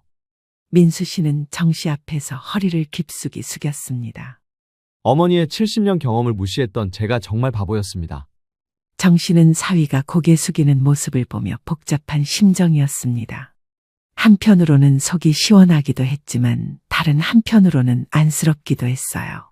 고개 들어라. 그런다고 해결될 문제냐? 혜수 씨가 옆에서 말했습니다. 누나, 얘네가 누나한테 어떻게 했는지 잊었어? 잊지 않았어. 하지만 복수한다고 뭐가 달라지겠어. 정 씨는 잠시 생각에 잠겼습니다. 그리고 천천히 입을 열었어요. 미영아, 민수야. 너희가 나한테 한 일은 쉽게 용서할 수 없어. 엄마. 하지만 너희는 내 가족이야. 돈을 빌려줄 수는 없지만 다른 방법은 있어. 정 씨는 가게를 가리켰습니다. 여기서 일해라. 진짜 일하는 걸 배워라. 어머니 말씀은? 김치 담그는 것부터 시작해서 손님 응대까지. 처음부터 다시 배우라는 뜻이야. 민수 씨와 미영 씨는 서로를 바라보았습니다. 예전 같으면 자존심이 상했을 텐데 지금은 그럴 처지가 아니었어요. 단 조건이 있어. 내 말대로 해야 하고 불평하면 안 돼. 엄마, 저희는 정말 감사해요. 어머니, 열심히 하겠습니다. 혜수 씨는 옆에서 걱정스러운 표정이었습니다. 누나, 정말 괜찮아? 괜찮어. 이 아이들이 진짜로 변할 수 있는지 보고 싶어. 그날부터 미영 씨와 민수 씨는 정말로 가게에서 일을 시작했습니다. 처음에는 서툴렀지만 점점 요령을 익혀갔어요. 특히 민수 씨는 완전히 달라졌습니다. 예전에는 전통을 무시했지만 이제는 정 씨의 70년 노하우가 얼마나 대단한 것인지 깨달았거든요. 어머니, 정말 죄송했어요. 제가 얼마나 무지했는지 이제야 알겠어요. 알았으면 됐어. 이제부터라도 제대로 배우고. 2달 후 가족들은 모두 함께 저녁을 먹었습니다. 오랜만에 정 씨가 직접 차린 식탁이었어요. 엄마, 이 김치찌개 정말 맛있어요. 할머니 음식이 최고예요. 어머니, 제가 이런 맛을 몰랐다니 정말 바보였어요. 정 씨는 가족들이 자신의 음식을 맛있게 먹는 모습을 보며 흐뭇했습니다. 이제야 진짜 가족 같네. 혜수 씨도 옆에서 웃었습니다. 누나, 정말 잘했어. 용서하기보다는 진짜 가족이 뭔지 가르쳐 주고 싶었어. 몇 개월 후 순잔의 옛날 김치는 지역에서 가장 유명한 맛집이 되었습니다. 백화점 매장도 성공적으로 운영되고 있었고 정 씨는 지역 신문에서 자랑스러운 어르신으로 소개되기도 했어요. 무엇보다 중요한 것은 가족이 다시 화합했다는 것이었습니다. 민수 씨는 정 씨를 진심으로 존경하게 되었고 미영 씨는 어머니의 진정한 가치를 깨달았어요. 어느 날 저녁 정 씨는 혜수 씨와 대화를 나누었습니다. 누나, 후회하지 않아? 뭘? 그 2사람 용서한 거. 후회 안 해. 진짜 복수는 그 아이들을 망하게 하는 게 아니라 깨닫게 해주는 거야. 정 씨는 창밖을 바라보며 미소를 지었습니다. 78세에 새로 시작한 인생이 이렇게 행복할 줄 몰랐어. 누나가 포기하지 않았으니까 가능한 일이었어. 그래, 나이가 들어도 꿈을 포기하면 안 되는구나. 정 씨의 이야기는 많은 사람들에게 감동과 용기를 주었습니다. 나이가 들어도 새로운 시작이 가능하다는 것. 그리고 진정한 가족의 의미가 무엇인지를 보여준 감동적인 이야기였어요.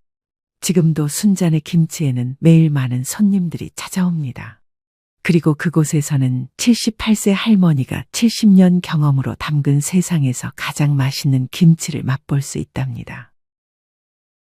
이게 다 우리 돈으로 나간 거구먼? 카드는 준호 명이지만.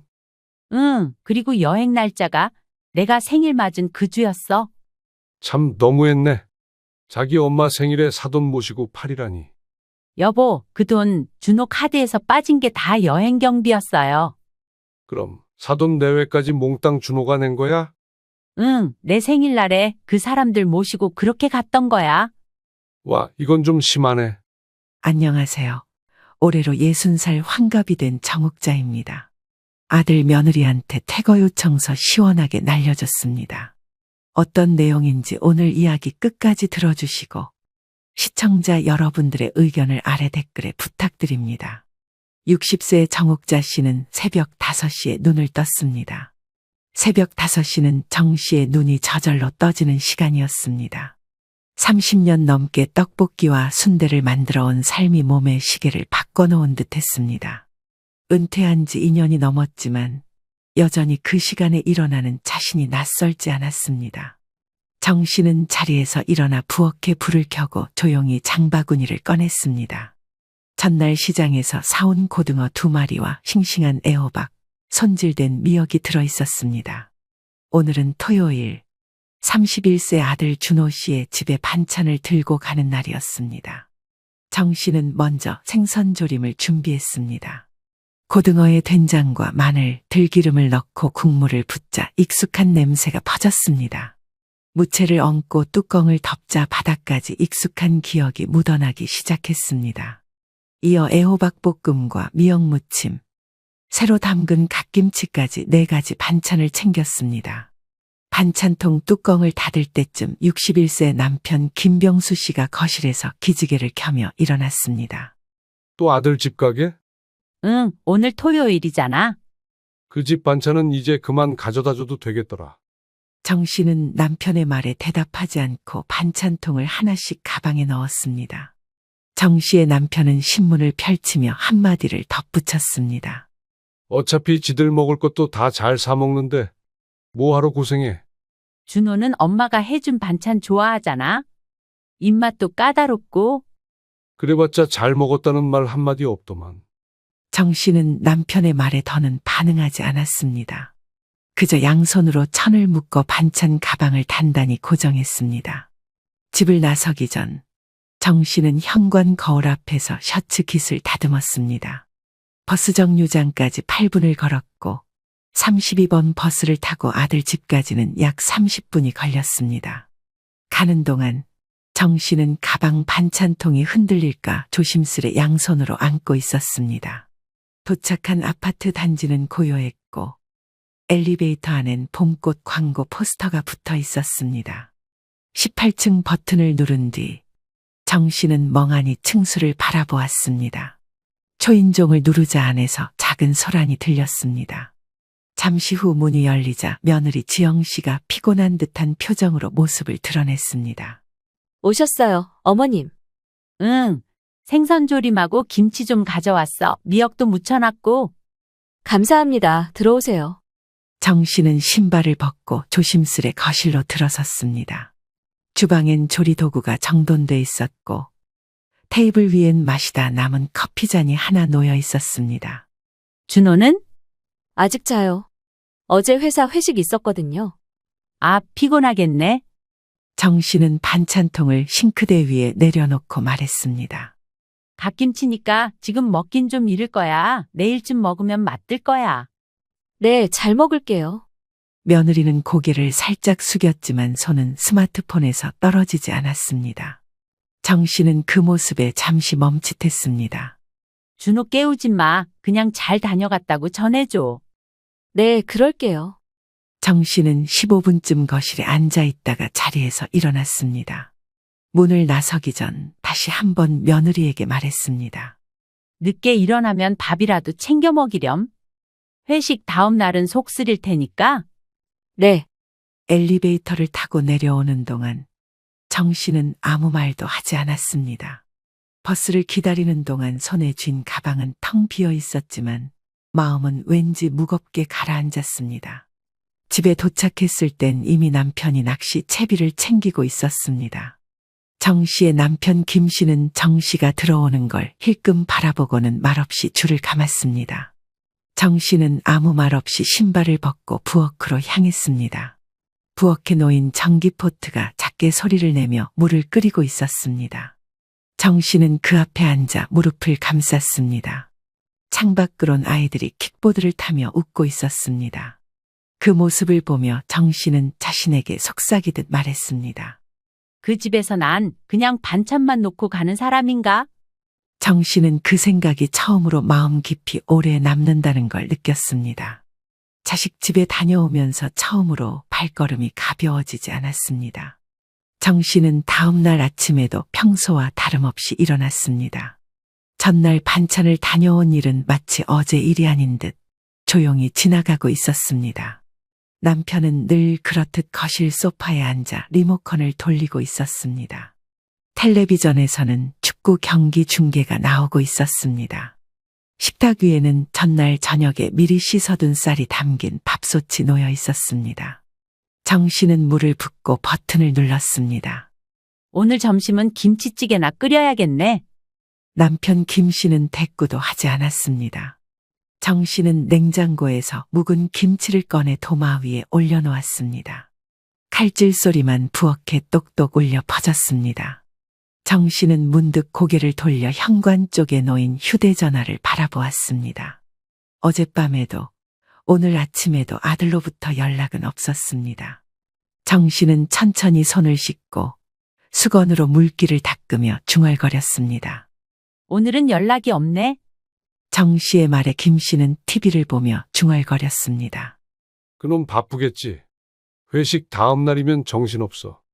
그래도 엄마가 다녀갔다고 하면 연락 한 번은 해야 하는 거 아냐? 요즘 애들이 다 그래. 그냥 그런가 보다 해. 정 씨는 더 이상 말하지 않았습니다. 식탁에 앉아 김치를 썰던 손을 멈추고 창밖을 바라보았습니다. 그날따라 바람이 유난히 세게 불었습니다. 점심을 먹은 뒤 정씨는 안방 책상 서랍을 정리하기 시작했습니다. 오래된 메모지와 병원 영수증, 각종 공과금 고지서가 흩어져 있었습니다. 그중 하나가 눈에 들어왔습니다. 민내과 위내시경 수면진정 검사 보호자 동반 권장. 정씨는 잠시 손을 멈췄습니다. 몇 달 전 혼자 병원에 갔던 날이 떠올랐습니다. 검사실 앞에서 혼자 대기표를 들고 앉아 있었던 기억이 스쳤습니다. 남편은 낚시 약속이 있었고 아들은 그날 일 때문에 못 간다고 했었습니다. 그때 정씨는 말하지 않았지만 마음이 서운했었습니다. 그리고 오늘 그 서운함이 다시 떠올랐습니다. 정씨는 조용히 영수증을 서랍 안에 다시 넣었습니다. 오후 내내 정씨는 휴대전화를 몇 번이고 들었다 놓았습니다. 톡 알림은 없었고 전화벨도 울리지 않았습니다. 정씨는 갑갑한 마음에 조용히 현관에 놓인 운동화를 정리하고 거실로 돌아왔습니다. 나 잠깐 산책 다녀올게요. 바람 부는데 나가게? 집에만 있으니 머리가 무겁네. 정씨는 가디건을 걸치고 집을 나섰습니다. 동네 공원을 한 바퀴 돌다 보면 머릿속이 조금은 맑아질 것 같았습니다. 한참을 걸어 나오자 공원에는 유모차를 미는 젊은 엄마들과 산책 나온 어르신 몇 분이 보였습니다. 정씨는 나무 벤치에 앉아 아이들이 뛰노는 모습을 바라보았습니다. 웃음소리 사이로 문득 지난 설날이 떠올랐습니다. 그날도 새벽부터 차례 음식을 준비했고 허리를 다친 채 명절을 치렀습니다. 모든 상차림이 끝나고 앉으려는 순간 며느리가 건넨 말이 떠올랐습니다. 어머님, 저희 엄마는 시댁에서는 그냥 쉬라고 하셨어요. 그날 정씨는 그저 웃으며 넘겼습니다. 하지만 그 웃음은 진심이 아니었습니다. 속으로는 조용히 그리고 깊게 다쳤습니다. 지난 일을 회상하던 정씨는 벤치에 앉아 작게 한숨을 내쉬었습니다. 무릎 위에 놓인 손이 서서히 힘을 잃어갔습니다. 해질 무렵 집에 돌아오자 남편은 여전히 텔레비전을 보고 있었습니다. 정씨는 외투를 벗어 옷걸이에 걸고 부엌으로 향했습니다. 냄비에 물을 올리고 된장찌개를 끓이려다 멈췄습니다. 정씨는 찬장 안에서 라면 하나를 꺼냈습니다. 물을 붓고 면을 넣으며 조용히 불을 조절했습니다. 오늘은 간단하게 먹자. 왜? 뭐하기 귀찮아? 그냥 좀 지쳐서. 남편은 정씨의 말에 말없이 고개를 끄덕였습니다. 두 사람은 말없이 라면을 먹었고 식사가 끝나고도 말은 이어지지 않았습니다. 밤이 되자 정씨는 작은 탁자에 앉아 달력을 펼쳤습니다. 정씨의 생일이 다음 주로 다가오고 있었습니다. 조용히 60세 생일이라 적힌 날짜에 동그라미를 그렸습니다. 한참을 달력을 바라보다 정씨는 한마디를 속삭였습니다. 혹시 깜짝 파티라도 준비하고 있는 걸까? 그 말 끝에 스스로 웃음이 새어나왔습니다. 그 웃음은 희망이라기보다 체념에 가까웠습니다. 정씨는 천천히 불을 끄고 방 안으로 들어갔습니다. 침대에 누웠지만 쉽게 잠이 오지 않았습니다. 창밖에 가로등 불빛이 방 천장에 흐릿하게 비추고 있었습니다. 정씨는 눈을 감으며 다시 생각했습니다. 내가 너무 많은 걸 바라는 걸까?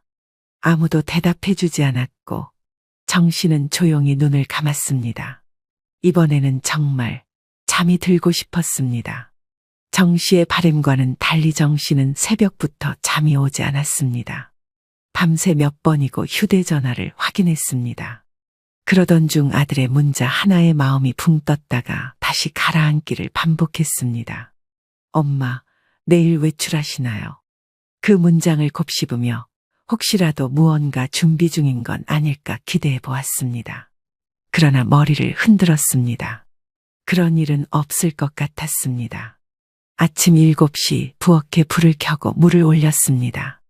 커피 한 잔을 내리고 식탁에 앉아 천천히 마셨습니다. 현관 앞에 두고 온 핸드폰이 자꾸만 신경이 쓰였습니다. 남편은 8시가 넘어서야 거실로 나왔습니다. 소파에 앉자마자 리모컨을 들어 채널을 돌리기 시작했습니다. 여보, 오늘 무슨 날인지 아세요? 응? 무슨 날? 오늘 내 생일이에요. 환갑이요. 아, 그렇지. 여보 생일이지. 세월 빠르네. 남편은 다시 TV를 향해 고개를 돌렸습니다.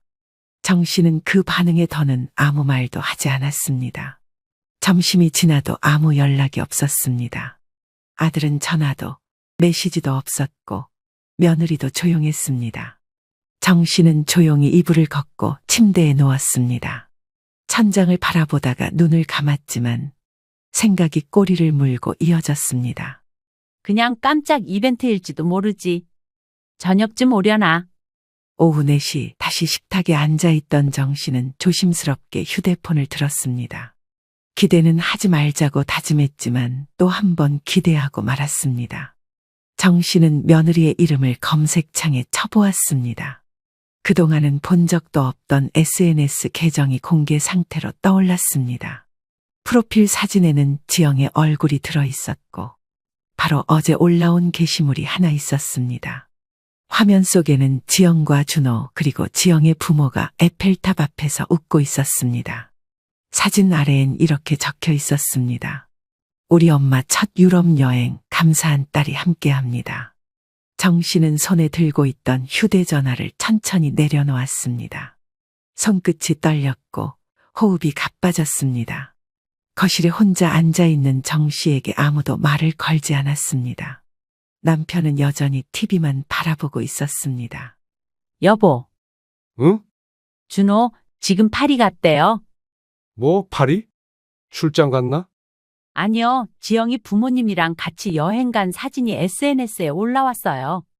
에펠탑 앞에서 찍은 거예요. 남편은 리모컨을 내려놓고 고개를 돌렸습니다. 정 씨는 화면을 남편에게 보여주었습니다. 남편은 사진을 한참 바라보다가 말했습니다. 그게 오늘이야? 어제 올라온 사진이에요. 그럼 오늘 당신 생일인데? 응, 오늘. 두 사람은 말없이 서로를 바라봤습니다. 정 씨의 눈가에 천천히 눈물이 맺혔습니다. 그날 저녁, 정 씨는 부엌에서 라면을 끓였습니다.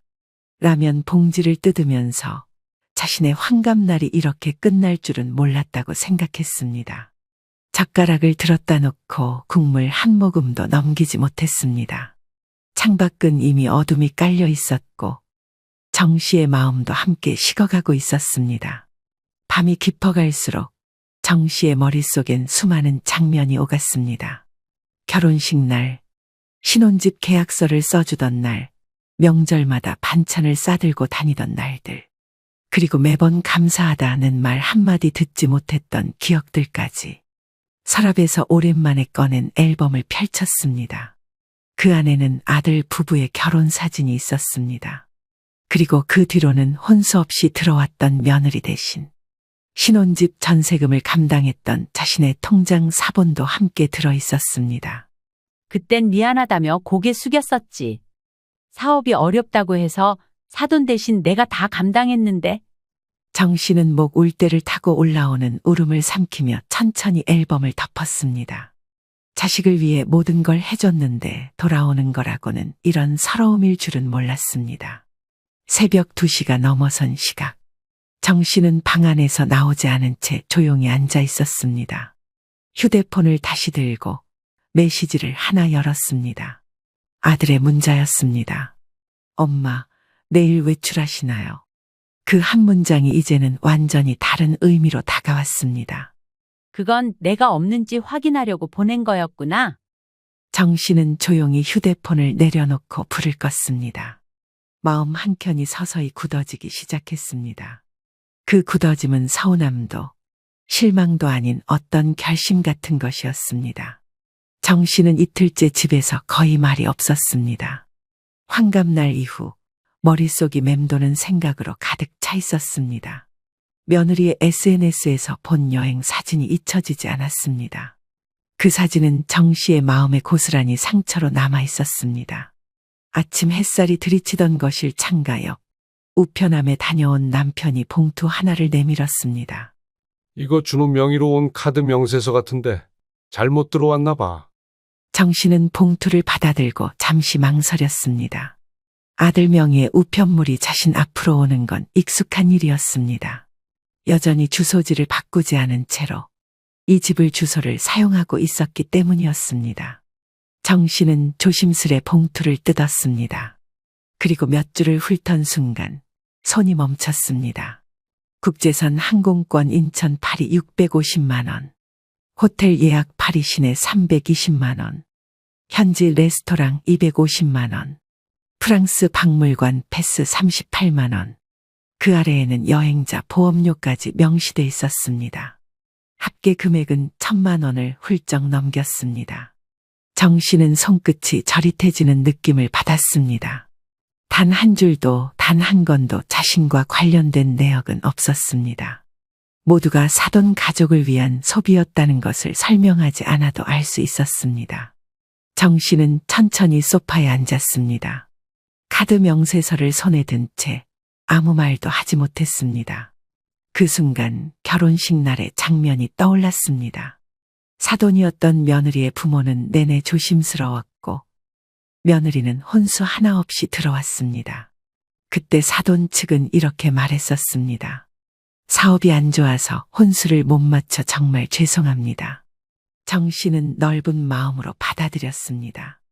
자식 둘이 행복하면 됐다며 오히려 신혼집 전세금의 절반 이상을 자신의 통장에서 빼주었습니다. 그때도 이해하려고 했지. 정 씨는 명세서를 가만히 내려다보았습니다. 그게 다 거짓이었구나.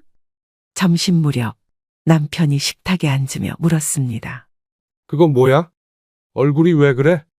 정 씨는 잠시 입을 다물었다가 조용히 봉투를 남편 앞으로 밀었습니다. 남편은 영수증을 읽으며 표정을 굳어졌습니다. 이게 다 우리 돈으로 나간 거구먼? 카드는 준호 명이지만.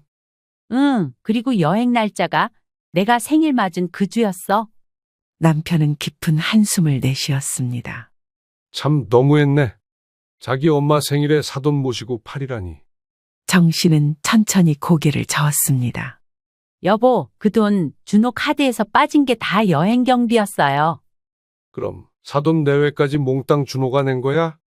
응, 내 생일날에 그 사람들 모시고 그렇게 갔던 거야. 와, 이건 좀 심하네. 그 집 전세금도 우리가 댔는데 이런 식으로까지 해야 하나 싶네. 우리 그동안 너무 당연하게 줬던 것 같아? 그날 오후 정 씨는 방 안에서 오랜 서류 파일을 꺼냈습니다. 그 안에는 신혼집 계약서, 전세금 이체 내역, 사돈 측의 위임장 사본까지 들어 있었습니다. 정 씨는 그것들을 꺼내 하나씩 펼쳤습니다. 책상 위에 널어놓고 조용히 확인했습니다. 전세 계약은 여전히 자신의 명의로 되어 있었고 계약갱신은 자동으로 연장된 상태였습니다. 정 씨는 오래된 문자 하나를 천천히 소리내어 읽었습니다. 엄마, 전세 계약은 그냥 엄마 이름으로 해주세요. 나중에 복잡해질 수도 있어서요. 그땐 그냥 편의 때문인 줄 알았지. 근데 결국 계약서도 내 이름이고 돈도 내가 냈고 책임도 내가 진 거였네. 밤이 깊어졌습니다. 정 씨는 부엌 의자에 앉아 찬물 한 잔을 마셨습니다. 손에는 여전히 카드 명세서가 들려 있었습니다. 그 집에 내가 들어가 살 수도 있겠네. 그런 생각 왜 이제야 들었을까? 정 씨는 스스로에게 놀라면서도 그 생각이 사라지지 않는다는 걸 느꼈습니다. 오히려 머릿속 어딘가에서 조금씩 구체화되고 있었습니다. 이튿날 정 씨는 새벽에 일어나 친구 정영미에게 전화를 걸었습니다. 법무사로 일하고 있는 친구는 목소리만으로도 정 씨의 감정을 읽을 수 있었습니다. 무슨 일이야? 목소리가 안 좋아 보여. 내가 살던 집, 그 집. 계약 갱신 안 하고 정리할 수 있을까? 당연히 가능하지. 명의가 너잖아. 정 씨는 짧게 대답했습니다. 상담 좀 받아보고 싶어? 지금 나 정리할 게 생긴 것 같아? 정 씨는 이른 아침 평소보다 단정하게 외출 준비를 마쳤습니다. 검은색 바지와 회색 니트를 입고 머리도 정갈이 빗었습니다. 거울 앞에서 한번 숨을 들이킨 뒤 가방을 챙겨 나섰습니다. 부엌에서 컵라면을 먹고 있던 남편이 고개를 들었습니다. 어디 가게? 영미 만나러. 그 친구 법무사 하는? 응, 상담 좀 받아보려고. 무슨 상담? 우리 이름으로 된 그 집. 이제 그만 해줘야 할 것 같아서. 남편은 젓가락을 멈췄습니다. 하지만 더 이상 묻지 않았습니다. 지하철을 2번 갈아타고 도착한 사무실은 상가 3층에 위치해 있었습니다. 정영미 법률사무소라는 작은 간판이 문 옆에 걸려 있었습니다. 문을 열자 오랜 친구 정영미가 반갑게 일어섰습니다. 야, 이게 얼마 만이야? 갑자기 웬일이래? 미안, 연락 없이. 급한 건 아니고 얘기 좀 할까 해서. 두 사람은 회의실 안쪽 자리에 마주 앉았습니다. 정 씨는 조심스레 가방에서 전세 계약서 사본과 명세서, 통장 거래 내역 등을 꺼냈습니다. 이 집 준호 부부 신혼집으로 해준 거잖아. 명의는 내 이름이고 갱신은 자동으로 돼 있었어. 응, 맞아. 보증금도 네 계좌에서 나간 거고. 이제 그만하고 싶어.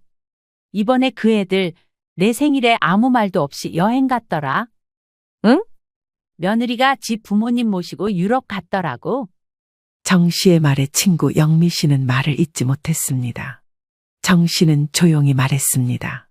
이 집 내가 다시 들어가 살 수 있을까? 물론이지. 법적으로도 전혀 문제 없어. 전세 임차인 명의도 너고 보증금도 네가 냈잖아. 그럼 내가 퇴거 요청해도 돼? 당연하지. 이건 네 집이야, 정옥자. 정 씨는 사무실 한쪽에서 준비해준 차를 마시며 문서를 하나하나 정리했습니다. 친구 영미 씨는 퇴거 요청 통보서를 출력해주며 설명을 덧붙였습니다. 이건 작성해서 아들한테 전달하면 돼. 정식 효력이 있으니까 부담 갖지 마. 알았어, 고마워. 정 씨는 영미 씨의 말에 깊게 고개를 숙였습니다. 영미 씨는 조용히 정 씨의 손을 잡았습니다. 정옥자, 이제 좀 네 인생 살아. 너무 오래 참았잖아. 사무실을 나선 정 씨는 가벼운 발걸음으로 근처 카페에 들어갔습니다. 그리고는 혼자 커피를 시켜 창가 자리에 앉았습니다. 가방 안에서 통보서를 꺼내 다시 읽었습니다. 단정한 문장들 사이에 그녀의 결심이 그대로 담겨 있었습니다. 점유 종료 요청. 한 달 이내 이사 및 열쇠 반납 요청. 정 씨는 종이를 접어 다시 봉투에 넣었습니다. 손이 덜덜 떨리던 어제와는 달랐습니다. 이번엔 확신이 있었습니다. 집에 돌아와 식탁에 앉은 정 씨는 조심스럽게 남편에게 말했습니다. 나 오늘 통보서 작성하고 왔어. 퇴거 요청서? 응, 다음 주에 준호랑 지영 집 찾아가서 전달하려고 해. 그럼 이제 애들 나가라는 거야? 그 집 원래 내 거잖아. 그 애들 날 가족으로 생각하지 않더라. 그러면 그 집도 가족으로 빌려줄 이유 없지. 남편은 말없이 수저를 내려놓았습니다. 김 씨는 처음으로 진지한 눈으로 아내를 바라보았습니다. 그래, 잘했어. 며칠 후 정 씨는 전화기 버튼을 눌렀습니다. 아들의 목소리가 반가움 대신 긴장감으로 가득했습니다. 엄마, 다음 주 토요일 오후에 잠깐 볼 수 있을까? 무슨 일이세요? 아버지도 같이 갈 거야. 집에서 보자. 정 씨는 짧게 통화를 마치고 통보서가 들어있는 서류 봉투를 가방 안에 넣었습니다. 토요일 오후 정 씨는 남편과 함께 아들 집이 있는 아파트 단지에 도착했습니다. 정 씨 내외는 엘리베이터 안에서 아무 말도 없었습니다. 남편은 봉투가 들어있는 정 씨의 가방을 바라봤고 정 씨는 조용히 가방끈을 꽉 쥐었습니다. 엘리베이터는 멈춤 없이 올라갔고 그렇게 도착한 18층 복도는 조용했습니다. 정 씨는 초인종을 눌렀고 고단에서 인기척이 들렸습니다. 현관문이 열리자 며느리가 어색한 표정으로 나왔습니다. 어머님, 어쩐 일이세요? 시간 괜찮다 했잖니? 네, 들어오세요. 거실 소파에 앉아있던 아들 준호 씨가 황급히 일어났습니다. 엄마, 아버지, 무슨 일 있으세요? 정 씨는 말없이 가방에서 봉투 하나를 꺼냈습니다. 정 씨는 천천히 그것을 아들에게 내밀었습니다. 이거 읽어봐라. 준호가 봉투를 열고 내용을 훑었습니다. 그러자 아들의 얼굴이 점점 굳어졌습니다. 아들의 표정이 안 좋아지자 며느리도 그의 곁으로 다가가 문서를 함께 읽었습니다. 퇴거 요청서? 이게 무슨? 엄마, 이게 진짜예요. 응, 진짜야. 잠깐만요. 이건 저희 집인데요. 법적으로는 내 집이지. 전세 계약자도 나고 명의가 나야. 갑자기 왜 이러세요? 무슨 일이 있었어요? 정 씨는 조용히 아들을 바라봤습니다. 네가 모른 척하니까 내가 이렇게라도 알려야겠더라. 거실은 한동안 정적이 흘렀습니다. 정적은 깬 것은 바로 며느리였습니다. 어머님, 서운하신 거면 말로 하시지. 이렇게까지 하시는 건 좀. 말로 해봤자 바뀌는 게 없더라. 저희가 얼마나 바쁜 줄 아시잖아요. 신경 못 쓴 건 죄송하지만 그렇다고 집에서 나가라고 하는 건 너무. 너희 엄마 환갑날 라면 끓여 먹었어. 그 말에 며느리의 표정이 일그러졌습니다.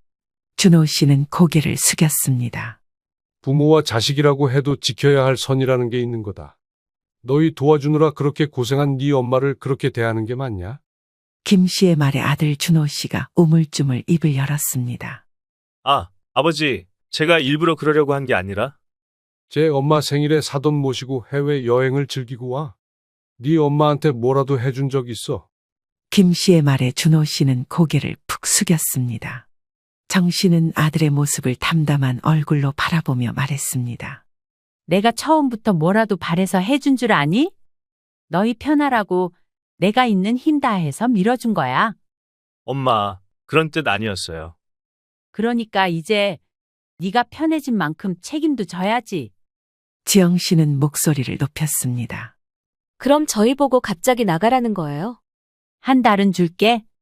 퇴거 요청서에도 그렇게 돼 있고 충분히 이사 준비할 수 있잖니? 지금 애 가지려고 하는데 이사하라는 건 너무하잖아요. 정 씨는 고개를 저었습니다. 그건 너희 사정이지. 난 그동안 너희 사정을 너무 많이 생각했더니 내 인생을 다 놓쳤더라. 아들 준호 씨가 간신히 고개를 들었습니다. 엄마, 진심이세요? 그래, 이번엔 내 결정이야. 그리고 이번엔 안 바꿀 거야. 나도 이번엔 네 엄마 말이 맞다고 생각한다. 정 씨는 의외로 차분하게 말을 이었습니다. 그동안 너무 많이 해줬어. 이제는 내 걸 좀 돌려받을래. 현관을 나서는 정 씨의 발걸음은 가볍지 않았습니다. 하지만 그 안엔 더 이상 흔들림은 없었습니다. 엘리베이터 문이 닫히기 전 아들 준호 씨가 다시 한번 소리쳤습니다. 엄마, 나중에 후회하실지도 몰라요. 정 씨는 돌아보지 않았습니다. 그 말에 대답하고 싶은 마음도 없었습니다. 집으로 돌아온 정 씨는 남편과 마주 앉아 조용히 밥을 지었습니다. 남편은 정 씨를 향해 조심스럽게 물었습니다. 그래도 마음은 안 무거워? 무거워. 하지만 무거워도 더는 미뤄서는 안 될 일이었어? 퇴거 통보 후 3일째 되는 날, 정 씨의 휴대폰에 아들 준호 씨의 전화가 걸려왔습니다. 정 씨는 잠시 망설이다가 전화를 받았습니다. 엄마, 지금 통화 괜찮아요? 응. 그날 너무 갑작스러워서 말도 제대로 못했어요. 저희랑 한 번만 다시 얘기해 주시면 안 될까요? 무슨 얘기? 그 집 진짜 나가야 하는 건지. 우리 둘 다 정신이 없었어요. 엄마도 알잖아요. 요즘 얼마나 바쁜지. 그 얘기 하려고 전화한 거야? 아니, 그냥 얼굴 보고 말씀드리고 싶어서요. 내일 찾아뵐게요. 다음 날 오후 준호 씨는 정 씨의 집을 찾았습니다. 정 씨는 준호 씨를 마루로 들였습니다. 엄마, 진짜 그 집 다시 생각해 보시면 안 돼요? 왜 그래야 하는데? 아기도 가지려고 준비 중인데 갑자기 이사하라고 하면. 준호야, 그건 너희 계획이지? 내 사정은 고려 안 해봤니? 엄마, 그런 식으로 말씀하시면. 그날이 내 환갑이었어. 준호 씨는 입을 다물었습니다. 정 씨는 목소리를 낮췄습니다. 내가 네가 그 집에서 사는 거 불편해질 줄은 몰랐어. 근데 그날 이후로는 더는 못 견디겠더라. 내가 죽어도 내가 버림받은 기분이었어. 알아요. 잘못했어요. 근데 그렇다고 당장 나가라니 너무 급작스럽잖아요. 다른 방법은 없어요. 없어. 이건 나도 오래 생각한 결정이야. 그날 저녁 며느리가 따로 정 씨에게 전화를 걸어왔습니다. 어머님, 저예요. 잠깐만요. 화내지 마시고 제 말 좀 들어주세요. 말해봐. 그 집 저희가 들어올 때 어머님이 편하게 살라고 하셨잖아요. 근데 이렇게 갑자기 내쫓으시면 저희 입장에선 정말 감당이 안 돼요. 내가 들어가 살려고 하니까 나가라는 거야. 근데 시어머니가 그러는 건 너무한 거죠. 친정엄마한텐 상상도 못할 일이에요. 정 씨는 잠시 말이 없었습니다. 그러다 조용히 말했습니다. 지영아, 넌 그게 문제야. 늘 너희 가족 중심에서만 생각해. 나도 사람이고 나도 상처받아.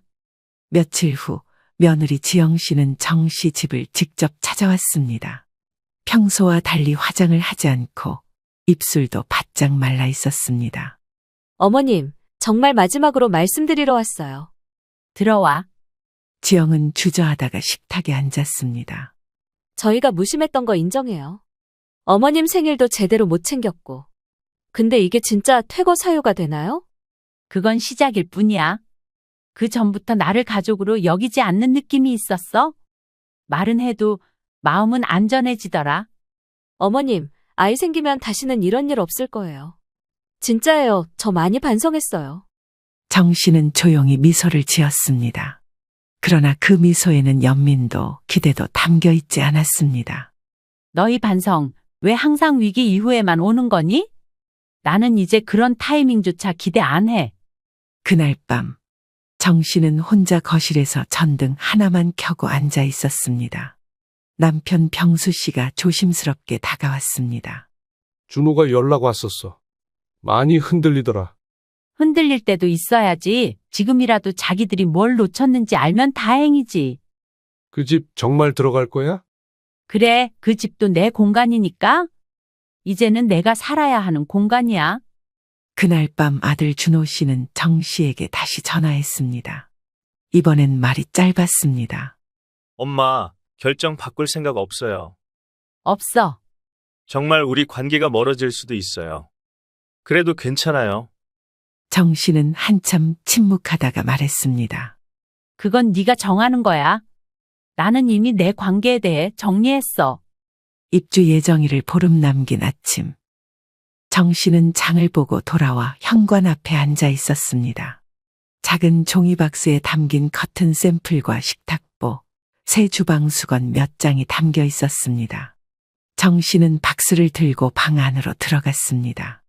방 한쪽에 펼쳐둔 새 노트에는 이삿짐 정리 체크리스트가 쓰여 있었습니다. 냉장고는 새로 놓을 예정이었고 커튼은 밝은 베이지색으로 정해두었습니다. 오래된 소파는 버리고 2인용 식탁을 하나 들여놓을 생각이었습니다.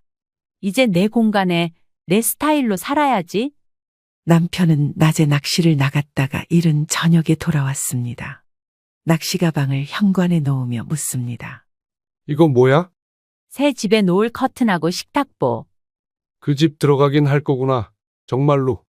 왜, 안 그럴 줄 알았어?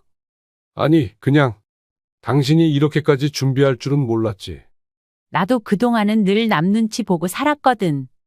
이번만은 아니야. 저녁 식사를 마친 후 두 사람은 함께 거실을 정리했습니다. 남편은 오래된 책장을 바라보며 묻습니다. 이건 가져갈 거야? 아니, 너무 커. 새 집엔 작고 단순한 게 더 어울릴 것 같아? 김 씨는 정 씨의 말에 고개를 끄덕였습니다. 예전 같았으면 그냥 쓰면 되지라고 말했을 사람이었습니다. 며칠 뒤 정 씨는 이사업체를 부르기 전 현장 확인차 직접 아들 부부가 살고 있는 아파트에 들렀습니다. 이번엔 사전 통보 없이 찾아갔습니다. 초인종을 누르자 지영이 문을 열었습니다. 어머님, 오셨어요? 오늘 이삿짐 사전 확인하러 왔어. 네? 짐은 다 정리됐지? 다음 주 이사잖아. 그게 아직. 왜? 그냥 혹시 어머님 마음이 바뀔 수도 있지 않을까 해서요. 저희가 노력하는 모습 보이면. 정 씨는 지영의 말을 끊었습니다. 지영아, 이건 노력의 문제가 아니야. 이건 권리와 결심의 문제야. 난 결심했고 그 권리는 내 거야. 며느리 지영 씨는 잠시 입을 다물고 있었고 아들 준호 씨는 거실 안쪽에서 걸어 나왔습니다. 엄마, 그냥 며칠만 더 유예해 줄 수 있어요? 마지막으로 정리할 게 좀 있어서요. 준호야, 너 알고 있었잖아. 그 집 계약이 내 이름으로 되어 있고 언젠가는 정리될 일이었다는 거. 네. 그러니까 이제 정말 정리해라. 이번엔 내가 예고 없이 들어갈 거니까. 정 씨는 짧게 말하고 돌아섰습니다. 이사 3일 전, 정 씨는 동네 시장에서 마지막 장을 봤습니다. 두부 한 모, 애호박 하나, 조그만 나물 몇 가지, 그리고 새 수건 2장과 가벼운 바구니를 함께 샀습니다. 집에 돌아와 포장지를 정리하던 중 남편이 다가왔습니다. 나도 같이 갈까? 당신이? 그 집에 같이 가서 좀 도와줄까 해서. 정 씨는 한참 남편을 바라보다 고개를 끄덕였습니다. 그래, 같이 가줘. 입주 당일, 정 씨는 작은 캐리어 하나와 박스 2개를 들고 아들 부부의 아파트로 향했습니다. 관리실에 맡겨둔 열쇠를 받아 문을 열었습니다. 집안은 대부분의 가구가 빠진 상태였습니다. 서랍장 하나, 식탁 1개, 커튼만 남아 있었습니다. 깨끗이 비워놓긴 했네. 정 씨는 박스를 내려놓고 천천히 집 안을 둘러봤습니다. 오랫동안 자신의 것이 아니었던 공간이 이제 다시 자신의 것이 된 것이었습니다. 점심 무렵 남편이 식사 준비를 도우며 말했습니다. 이제 여기서 어떻게 살 거야? 편하게 내가 먹고 싶은 거 먹고 내가 자고 싶은 시간에 자고. 그동안은 그렇게 못 살았지? 당연하지. 시댁, 친정, 남편, 자식 그 사이에 내가 없었으니까. 정 씨는 미소를 지었습니다. 밥솥에서 김이 올라오고 조림 냄비에서 장 냄새가 퍼졌습니다. 저녁 창가에 앉은 정 씨는 작은 머그잔에 차를 따라 들었습니다. 봄 햇살이 창으로 들어오고 있었습니다. 이제 여기서 다시 시작하는 거야. 이사 후 한 달이 지났습니다. 정 씨는 매일 아침 7시에 일어나 간단한 스트레칭을 하고 창문을 활짝 열었습니다. 베란다에 서면 아파트 단지가 내려다 보였고 초록이 점점 짙어지는 나무들이 눈을 편하게 했습니다. 작은 전기포트에 물을 끓이고 검은 머그잔에 커피를 내렸습니다. 정 씨는 식탁에 앉아 창밖을 바라보며 천천히 커피를 마셨습니다. 혼자 있는 것도 괜찮네. 아들 내외가 살았던 집으로 들어온 정 씨는 남편과 따로 생활하기 시작했습니다. 처음에는 낯설고 어색했지만 며칠 지나지 않아 이 생활이 익숙해져 버렸습니다. 남편 김 씨는 주 3회 정도 왕복하며 정 씨와 함께 식사도 하고 가끔 동네 시장에도 나갔습니다. 두 사람은 대화를 많이 나누지는 않았지만 예전보다 서로에 대한 배려가 늘었습니다. 그날도 남편이 식탁에 앉아 찌개를 덜어내며 말했습니다. 이 집이 당신한텐 더 잘 어울리는 것 같다. 당신이 그렇게 말할 줄은 몰랐네. 처음엔 나도 반대였지만 지금 보니까 잘한 선택 같아. 그냥 내가 늦게라도 나한테 집중해보고 싶었어. 잘했어. 늦지 않았어. 점심을 먹고 설거지를 끝냈을 무렵 초인종 소리가 울렸습니다. 정 씨는 다소 놀란 표정으로 인터폰을 확인했습니다. 현관 앞에는 며느리 지영 씨가 서 있었습니다. 갑작스러운 손님의 정 씨는 조심스레 문을 열었습니다. 어머님, 잠깐 괜찮으세요? 무슨 일로? 드릴 말씀이 있어서요. 잠깐만요. 정 씨는 고개를 끄덕이고 며느리를 안으로 들였습니다. 며느리는 다소 초라한 차림이었고 손에는 종이봉투 하나가 들려 있었습니다. 이거 집들이 선물이에요. 직접 만든 거 아니고 그냥 사온 거예요. 고마워. 이런 건 안 가져와도 됐는데. 지영 씨는 조심스레 식탁에 앉았습니다. 정 씨는 차를 한 잔 내왔습니다. 그동안 정말 죄송했어요. 어머님 생일도 챙기지 못하고 반찬 받아도 감사하단 말 한마디 못 드리고. 지영아, 난 내 사과 들으려고 그런 결정을 한 건 아니야. 알아요. 그냥 그래도 말씀드리고 싶었어요. 그 집 떠나면서도 한참 동안 말 못했는데 자꾸 마음에 걸려서요. 사람 마음이라는 게 그래. 미안하다는 말은 타이밍보다 진심이 더 중요하더라. 앞으로는 자주 찾아뵙지는 못해도 멀리하지 않겠습니다. 나는 괜찮아. 네가 네 방식대로 살아가도 이제 나한테 책임 없으니까. 정 씨의 말에 지영 씨는 잠시 고개를 떨구더니 일어섰습니다. 다시 찾아올게요. 그땐 정말 얼굴 펴고 올 수 있도록. 그래, 조심히 가. 며느리 지영 씨가 문을 닫고 나간 후 정 씨는 식탁에 남겨진 종이봉투를 조심스럽게 열었습니다. 작은 손수건과 커피 한 상자 그리고 짧은 메모가 들어 있었습니다. 어머님, 이제야 제대로 인사드려요. 앞으로 부끄럽지 않게 살게요. 지영 드림. 정 씨는 메모를 천천히 접어 서랍에 넣었습니다. 정 씨의 입꼬리가 조금 올라갔습니다. 며칠 후 아들 준호 씨가 따로 찾아왔습니다. 단정한 셔츠 차림이었고 손에는 아무것도 들려있지 않았습니다. 정 씨는 아들을 마루로 들였습니다. 엄마, 진짜 잘 지내고 있어요? 응, 잘 지내. 이 집에 들어올 때 나 진심으로 죄책감이 있었어. 그래? 엄마가 냉정해져서 나도 정신이 든 것 같아. 내가 아들이라는 이유로 너무 많은 걸 당연하게 여겼던 것 같아서. 늦게라도 그 생각 해줘서 고맙다. 준호 씨는 잠시 말없이 앉아 있었습니다. 아들은 정 씨에게 조심스럽게 물었습니다. 우리 관계 이제는 좀 나아질 수 있을까? 그건 시간이 대답해 줄 거야. 난 지금 당장 용서하고 웃을 수 있는 상태는 아니야. 하지만 널 원망하면서 살고 싶지도 않아. 알았어요. 그냥 엄마가 편하면 그걸로 됐어요. 정 씨는 아들의 눈을 바라보았습니다. 그 눈에는 어린 시절 자신을 따라다니며 웃던 아이의 그림자가 남아 있었습니다. 준호야, 내가 이제 내 가정 지키는 사람이 됐다면 이제 엄마를 내려놔도 돼. 엄마가 널 위해 사는 시간은 이제 끝났어. 아들이 떠나간 후 정 씨는 거실에 앉아 조용히 생각에 잠겼습니다. 남편 김 씨는 창밖을 바라보다 물었습니다. 후회는 안 해? 안 해. 다만 왜 진작 이렇게 살지 못했을까? 그게 좀 아쉬워. 지금이라도 했잖아. 그걸로 된 거지.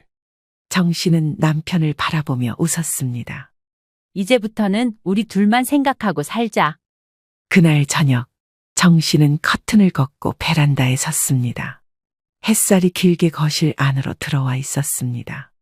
정 씨는 햇살이 환하게 들어오는 창을 활짝 열었습니다. 그리고 천천히 말했습니다. 정말 이제 시작이네. 언제나 내 인생의 주인공은 바로 저니까 말이죠. 시청자 여러분, 오늘 이야기 어떠셨나요? 여러분들의 생각과 경험을 아래 댓글에 공유해 주세요.